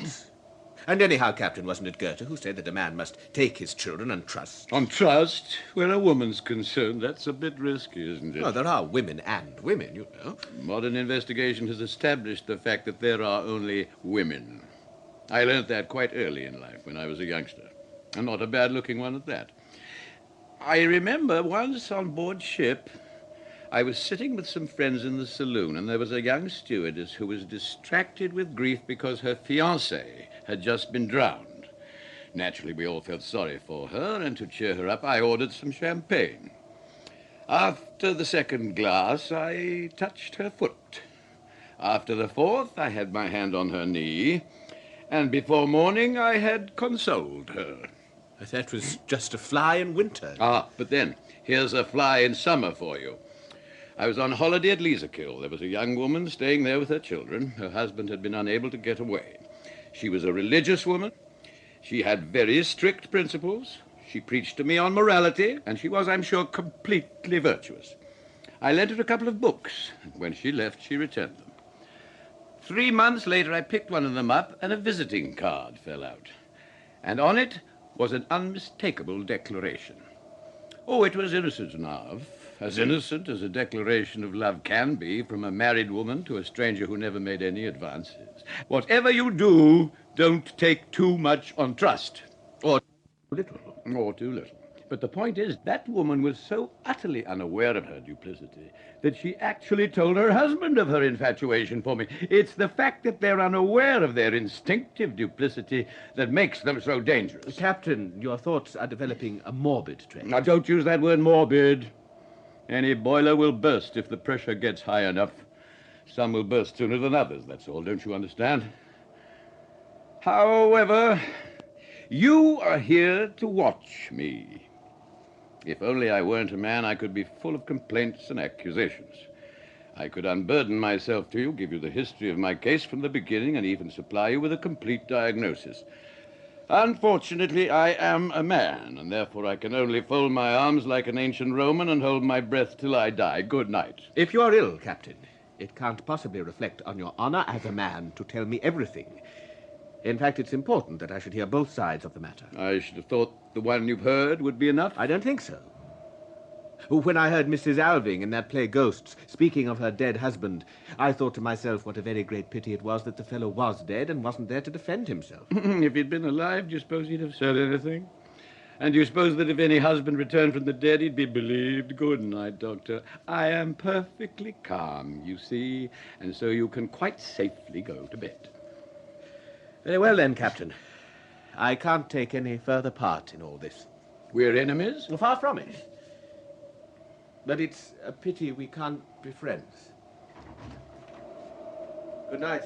Good night to you, Doctor.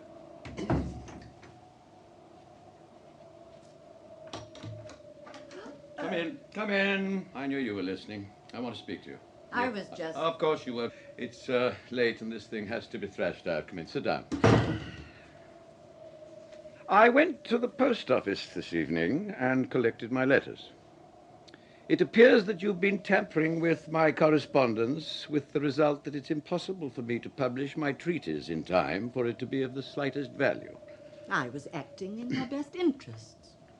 You were letting your precious treatise come between you and your duties as a soldier. It can hardly be in my best interests. You knew perfectly well that one day I should achieve far greater fame from my studies than from the army. But that wouldn't suit you. You were afraid that any recognition I received would merely diminish your own stature. It occurred to me, therefore, to open certain letters addressed to you. How very noble. I'm glad you appreciate my qualities. I gather from these letters that for some time now you've been setting my old friends against me by spreading reports about my mental condition. And you've succeeded admirably. There's hardly a soul from the colonel to the cook who believes I'm sane. Now, these are the facts about my so-called illness. My reason, as you know, is unimpaired, so that I'm perfectly capable of discharging my duties as a soldier and my responsibilities as a father. I can still control my feelings, more or less, that is, so long as my willpower is left to me. But you've worn it almost to breaking point. And when it gives way, the whole machine will go to pieces. I won't appeal to your feelings, for you have none. That is your strength. But I will appeal to your own interests. Please do. So far, you've aroused my suspicion so effectively that I shall soon distrust my own reason. As it is, I don't find it easy to control my thoughts. Yes, the first sign of the insanity for which you've been waiting so patiently and which may come at any moment. For you, then, it's a question of whether it's to your interest to have me sane or insane. You must consider carefully. If I succumb, I leave the army, and then where will you be? If I die, you get the life insurance, but if I take my own life, you get nothing. It's therefore to your own advantage that I should stay alive. Is this a trap? Of course it is. It rests with you, whether you avoid it or put your head into it. You may talk about killing yourself, but I know you'll never do it. Now, don't be too sure about that. Do you think a man can live when he has nothing and no one to live for? Then you give in? No. I suggest a truce. And the conditions? That you allow me to keep my reason. Relieve me of my suspicions and I'll stop fighting. What suspicions? Whether I'm Bertha's father. But is there any doubt about that? Yes, there is. And you raised it. I? Yes. You dropped doubt into my ear like poison. And circumstances have done the rest. Put an end to this uncertainty.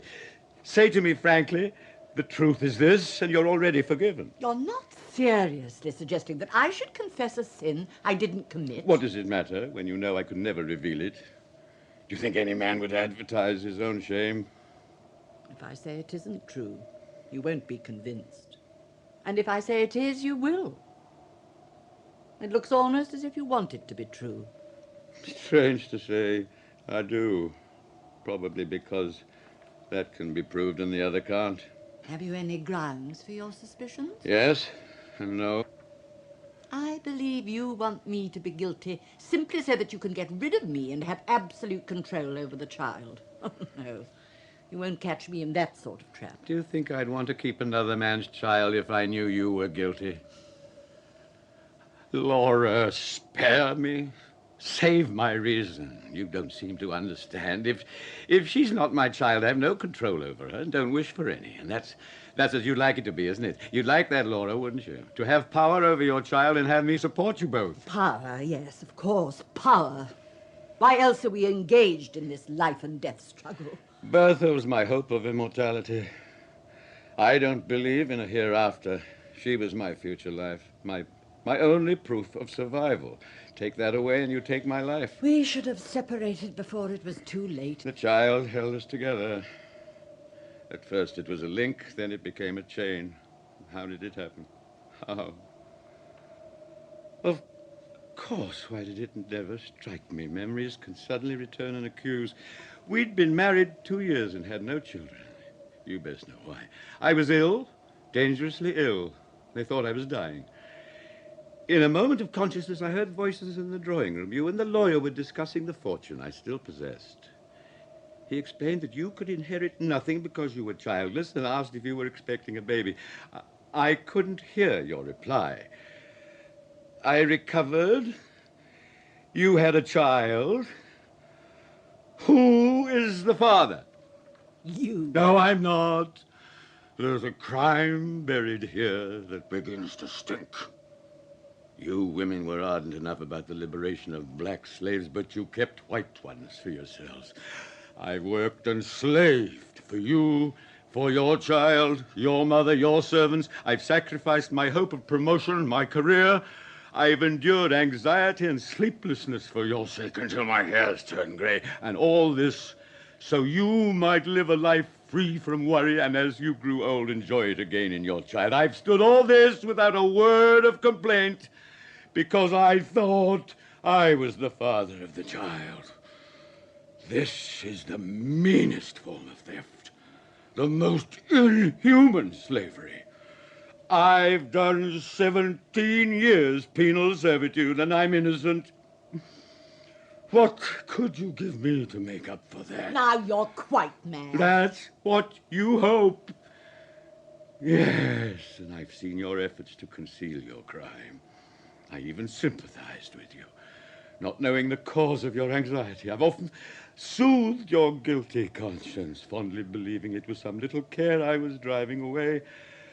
I've heard you cry out in your sleep, and I wouldn't listen. Only the night before last, I remember I was sitting up between 2 and 3 in the morning reading, and you screamed, "Don't! Don't!" as though someone was trying to strangle you. I knocked on the wall. I didn't want to hear any more. I didn't want my suspicions confirmed. I've done all that for you. What will you do for me? What can I do? I can swear before God and by all I hold sacred that you are Bertha's father. What's the good of that? What's the good of that? I more than once heard you say that for the sake of her child, a mother should commit any crime, that indeed she ought to. Laura, for the sake of the little happiness we've had in the past, as a wounded man begs to be put out of his misery, I implore you, tell me everything. I'm as helpless as a child, can't you see? Can't you hear that I'm crying to you as to a mother? Won't you forget that I'm a man, a soldier who gives orders? I'm asking only as a sick man asks. For pity. I surrender my power and beg you to spare my life. You a man. I'm crying. Yes, I am crying. Why shouldn't a man complain, a soldier cry? Because it's unmanly? Why is it unmanly? Very well, then. Cry like a baby. Perhaps it'll bring your mother back to you. You remember that's how I came into your life? As your second mother? Yes, it was like that. My parents didn't want me, so I suppose I was born without a will. In marrying you, I thought I was completing myself. Yes, that was how you got the upper hand. And I, the commanding officer, obeyed you, grew up, beside you, looked up to you as I listened to you as if I'd been your backward child. Yes, I haven't forgotten. And that's why I loved you only as my child. Surely you must have noticed how embarrassed and ashamed I was when your feelings changed and you behaved as my lover. After your embraces, I was always filled with revulsion. The mother become the mistress. Ugh. I noticed it, but I couldn't understand. I thought you despised me because I was unmanly, so I wanted to win you as a woman by being a man. That was where you made a mistake. The mother, you see, was your friend. The woman, your enemy. Love between man and woman is war. And don't think that I gave myself to you. I didn't. I took what I wanted to have. You always had the advantage.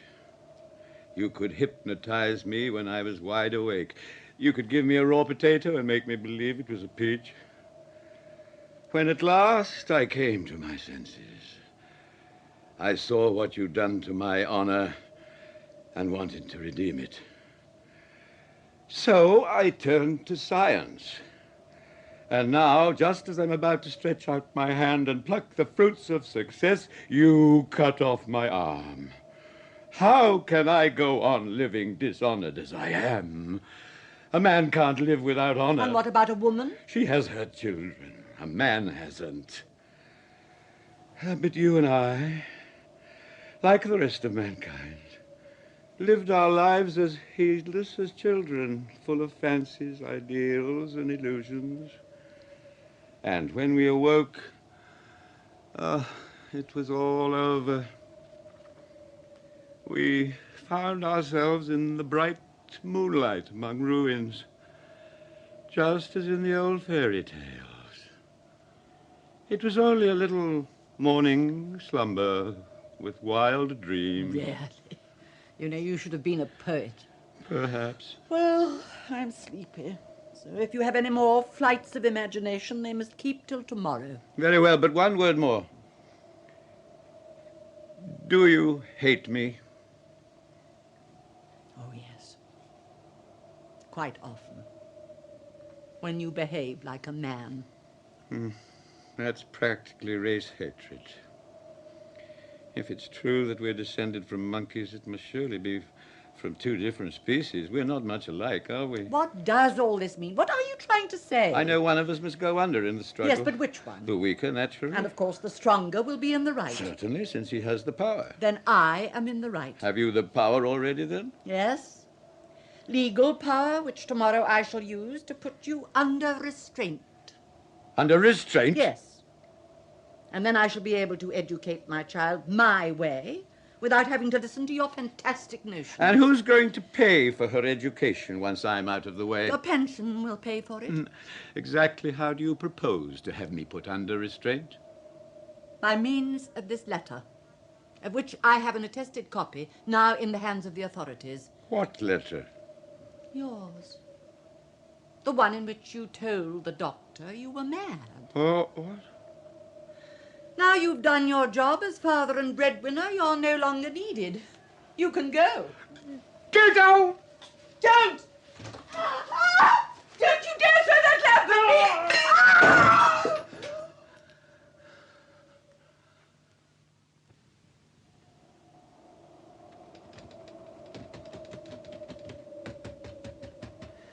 Oh, God forgive me for what I've done. Well, Margaret, did he give you the keys? Have you got them? Yes, I've got them, but he wouldn't give them to me.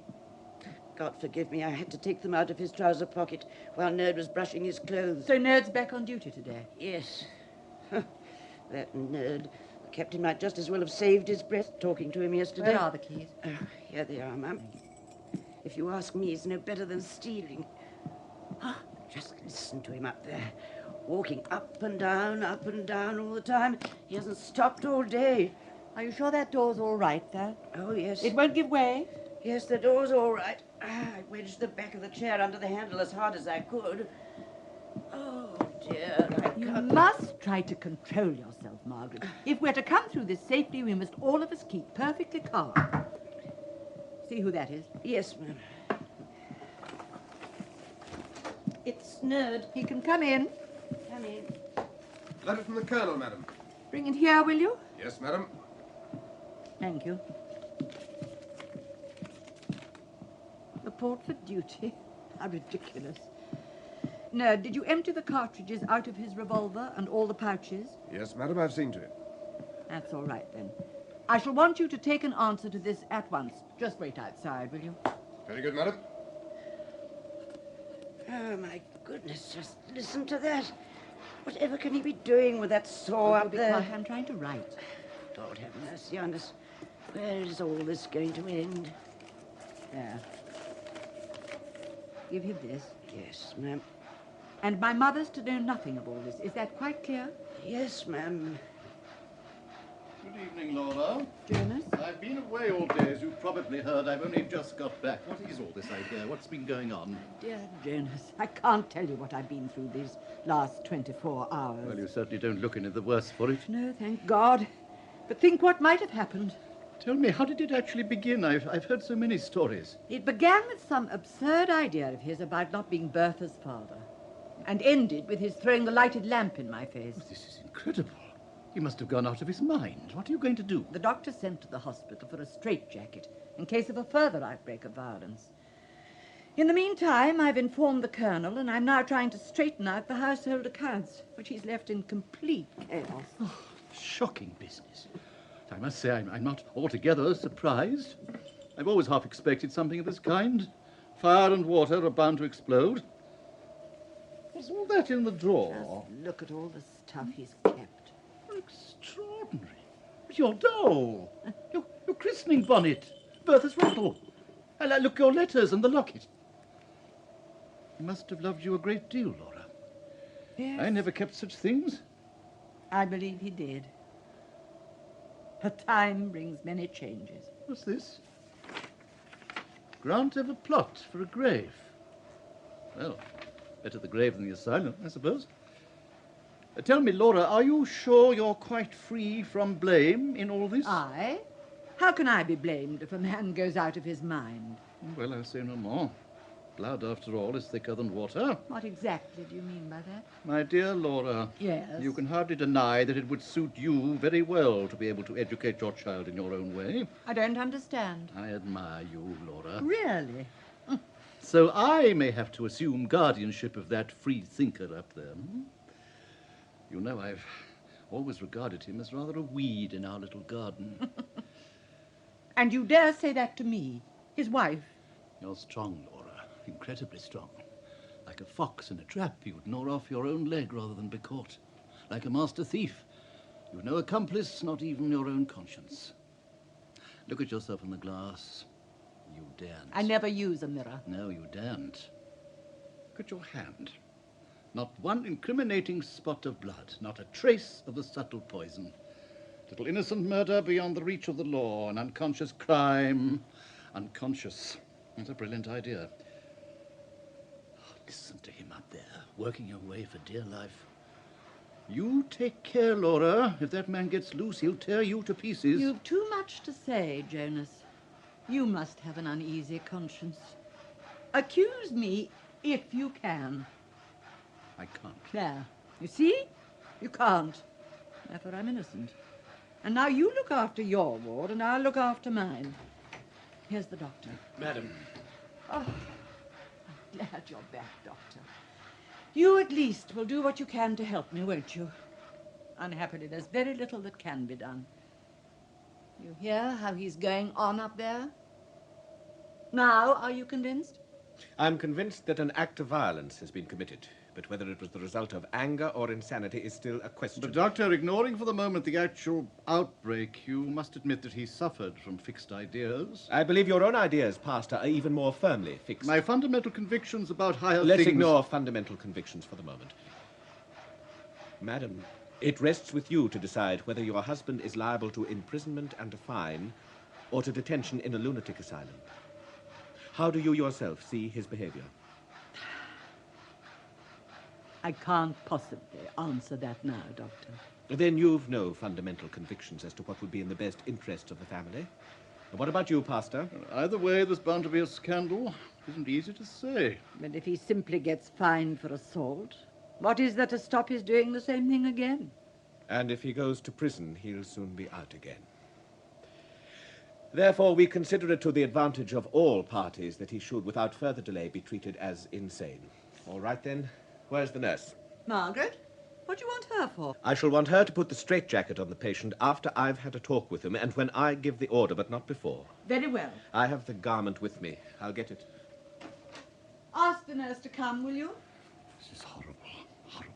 Yes, the doctor wants to speak to you. Yes.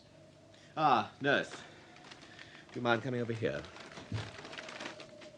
Yes, Doctor. Now, please give me your close attention. I want you to slip this jacket onto the captain from behind in order to prevent further violence. I'll tell you when I think it's the right moment. Now, as you see, it has very long sleeves. These are to be fastened behind the back so as to restrict movement. These two straps buckle here. You see? After you've passed them round the arms of the chair or sofa or whatever's convenient. Will you do that? Don't ask me to do it. I couldn't, sir. I really couldn't. Why don't you do it yourself, Doctor? Because the patient distrusts me. You, madam, are really the proper person. Unfortunately, he distrusts you, too. Perhaps you, Pastor. No, I must refuse. Come in. Madam? Well, did you deliver the note? Yes, madam. Ah, Nerd. Sir? You know the situation. The captain's lost his reason, and we shall need your help in looking after him. If there's anything I can do for the captain, sir, you've only to say the word. We shall want you to put this jacket on him. But, sir... No! You shan't touch him. Nerd shan't hurt him. Sooner than that, I'll do it myself. I'll do it gently. Very, very gently. No, Nerd can wait outside and help me if I can't manage. Here he comes. Nurse, put the jacket on that chair and cover it with your shawl. Yes. Pastor, will you kindly remain? And the rest of you, leave the room quickly, please. That door won't hold very long. Oh, God help Come us. along now, Nanny, and you too, Nerd. Yes, sir. It's all here in the books, every one of them. I wasn't mad, you see. Here's the Odyssey, Book 1, line 215. Telemachus is speaking to Athene. My mother always declares that Odysseus is my father, but I don't know, for no man can know for certain who his father was. And that suspicion he had of Penelope, the most virtuous of women. That's superb, isn't it? Now, where? As the prophet Ezekiel. The fool saith, Behold my father. But who can tell from whose loins he hath sprung? Now, what can be clearer than that? You see, I read my books. Yes, Jonas, I thought you'd be here. And the doctor? Yes, of course, the doctor. Shall I tell you what I said to an Englishwoman who was shocked when an Irishman threw a lighted lamp in his wife's face? My God, I said, what a woman. Woman, she gasped. Yes, of course, I said.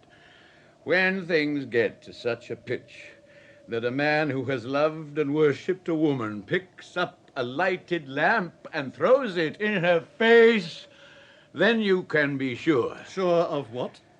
Nothing. One never knows anything. One can only believe. That's right.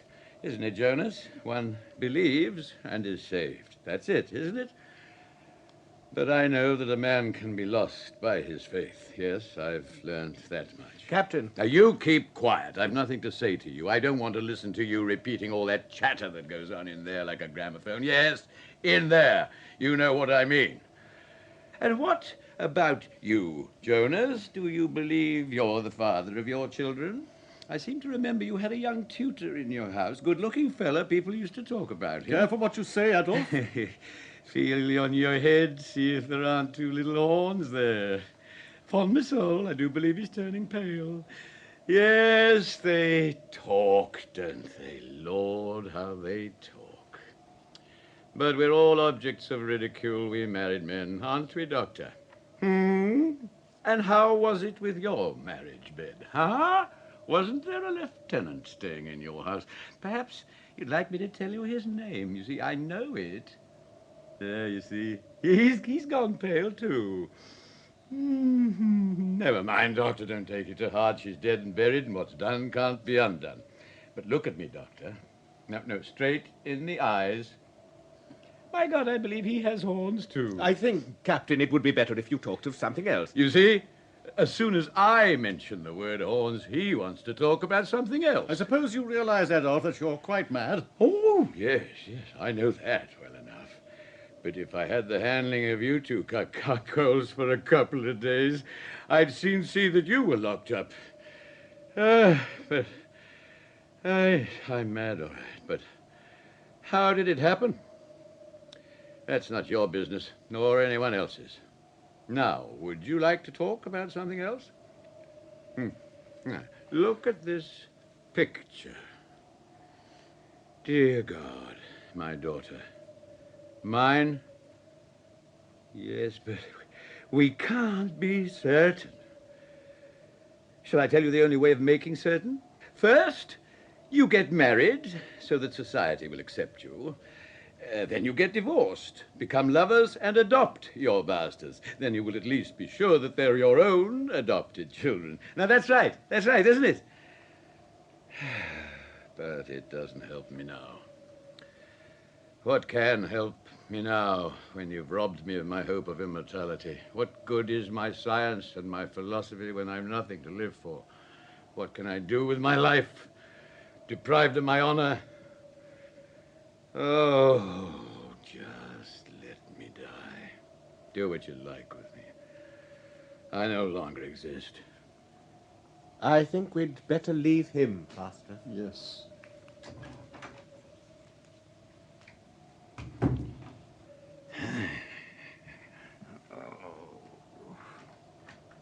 Pa?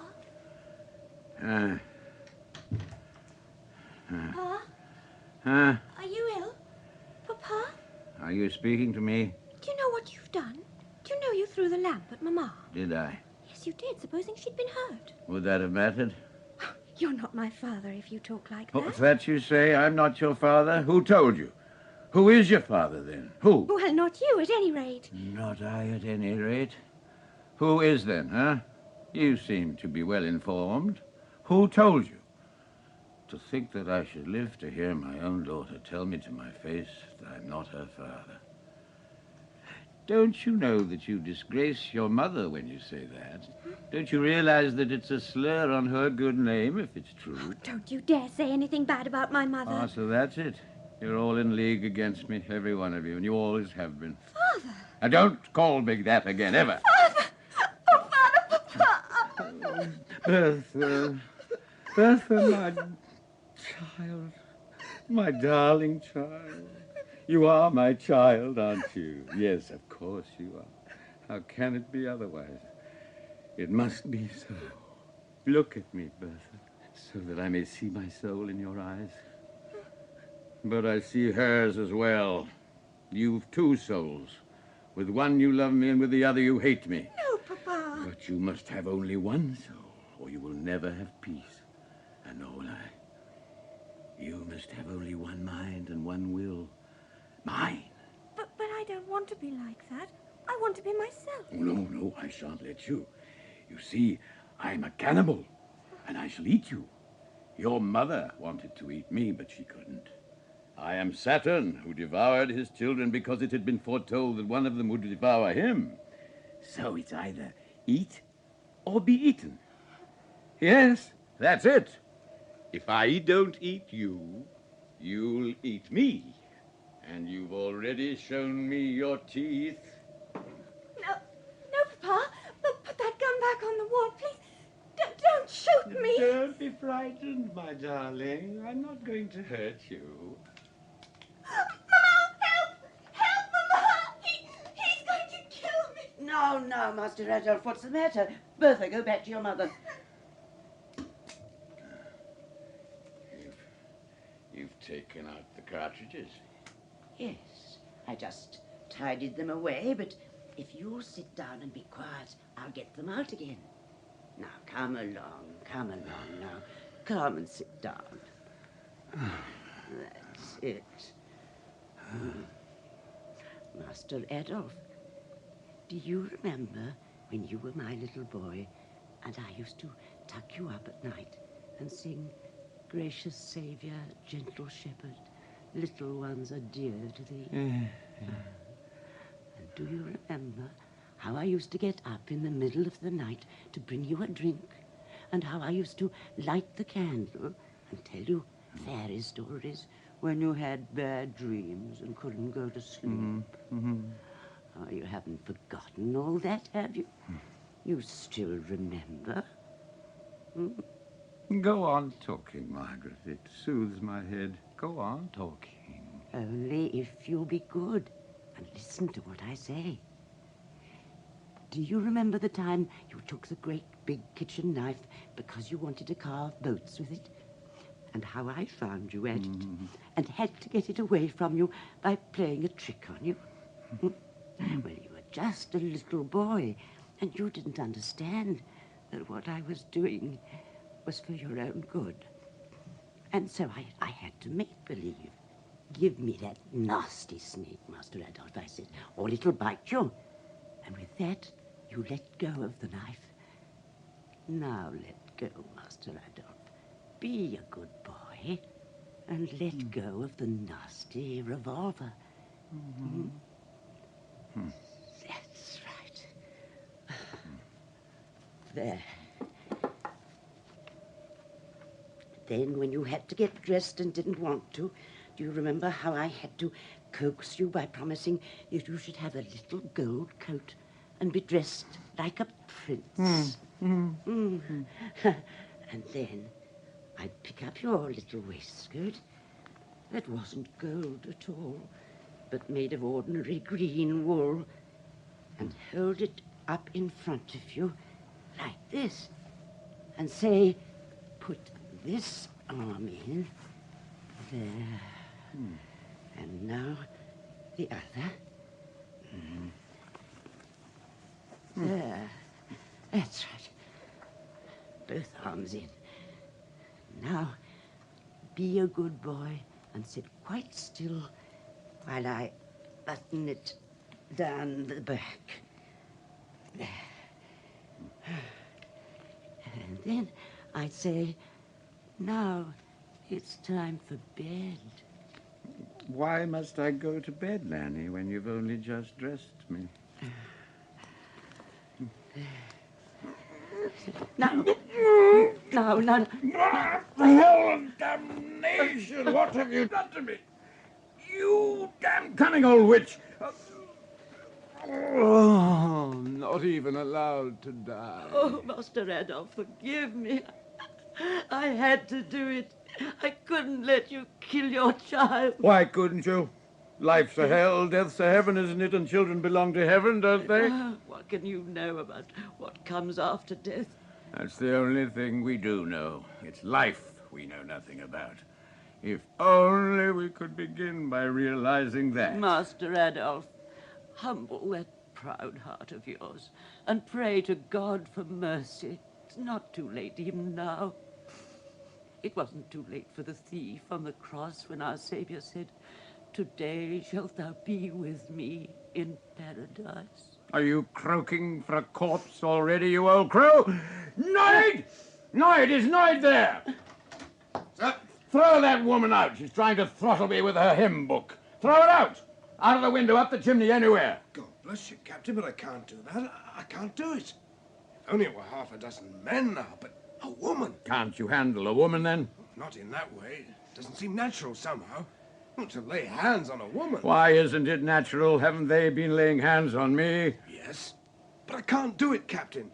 It's just like asking me to hit the pastor. It's a kind of instinct, like religion. I just can't do it. You can go now, Ned. Yes, ma'am. Om Fale, playing with the club while Hercules spins the wool. Adolf, look at me. Do you believe that I'm your enemy? Yes, I do. I believe you're all my enemies. First, my mother. She didn't want me because my coming meant pain for her, and she half-starved herself so that I was born a weakling. Then my sister, when she taught me to obey her orders. And so was the first girl I loved. She repaid me with 10 years of disease. My daughter became my enemy when she had to choose between you and me. And you, my wife, you were my greatest enemy because you wouldn't let go until you had me lying here dead. I don't believe such a thought ever entered my mind. And if you see any plan in my actions, possibly there may have been, though I wasn't aware of it. I never chose any course of action. I simply followed the one laid down by you. And before God and my conscience, I feel that I'm innocent, even if I'm not. Those are the facts. And if I have harmed you unknowingly, I ask your forgiveness. Oh, it sounds plausible, but how does it help me? And whose fault is it? In the old days, you married a wife. Nowadays, you enter into partnership with a businesswoman or set up house with a friend. And then you live with the partner and violate the friend. And what becomes of love? Healthy, sensual love. It's dead before you start. Put a cushion under my head and put something over me. I'm so cold. I'm so cold. Here's my wrapper. And now, give me your hand, dear. My hand? The hand you've tied behind me? Farley. Your shawl against my mouth. It's warm and soft like your arm. It smells of vanilla, like your hair when you were young. Laura, when you were young and we used to walk in the birch woods among the primroses and the thrushes. Oh, it was glorious. It was glorious. Think how beautiful life was then and what it is now. You didn't want it to turn out like this. Nor did I, but it did. What rules our lives? God alone rules. The god of strife, then. Or is it a goddess nowadays? I won't have that catskin line on me. Take it away. Take it away. Master Adolf. There. Get me my tunic. Put that over me. Get it, Nanny. Yes. There you are, sir. My rough lion skin that you wanted to take from me. Farley, you cunning woman. Curse you! Devilish woman, curse your whole sex! Oh, what's this pillow you're giving me, Margaret? It's hard, it's cold, it's so cold. Come and sit by me here. That's it. Let me put my head in your lap. Ah, that's better. It's warm. Now, lean over me so I can feel your breast. It's good to fall asleep on a woman's breast. A mother's, a mistress's, but best of all, a mother's. Would you like to see your child, Adolf? My child, a man has no children. Only women have children. That's why the future is theirs, while we die childless. Oh, gracious Savior, gentle shepherd, little ones are dear to thee. Listen, he's praying to God. No, to you, to send me to sleep. I'm tired. I'm so tired. Good night, Margaret. Blessed be thou among women. Doctor! Doctor! Yes, what is it? You must help, Doctor, if it's not too late. He's stopped breathing, I think. He's had a stroke. Is he dead? No. He may come through it, but in what state, it's impossible to say. First death, then the judgment. No judgment, no accusations even. You believe that a god rules humanity, you must refer the matter to him. Oh, Pastor, and he prayed to God just before. Is this true? Quite true. If that is so, and I can judge that as little as I can judge the cause of his illness, then my skill can do no more. It's for you to try yours now, Pastor. Is that all you have to say at this deathbed, Doctor? That's all. It's all I know. If anyone knows more, let him speak. My child. My child. Amen.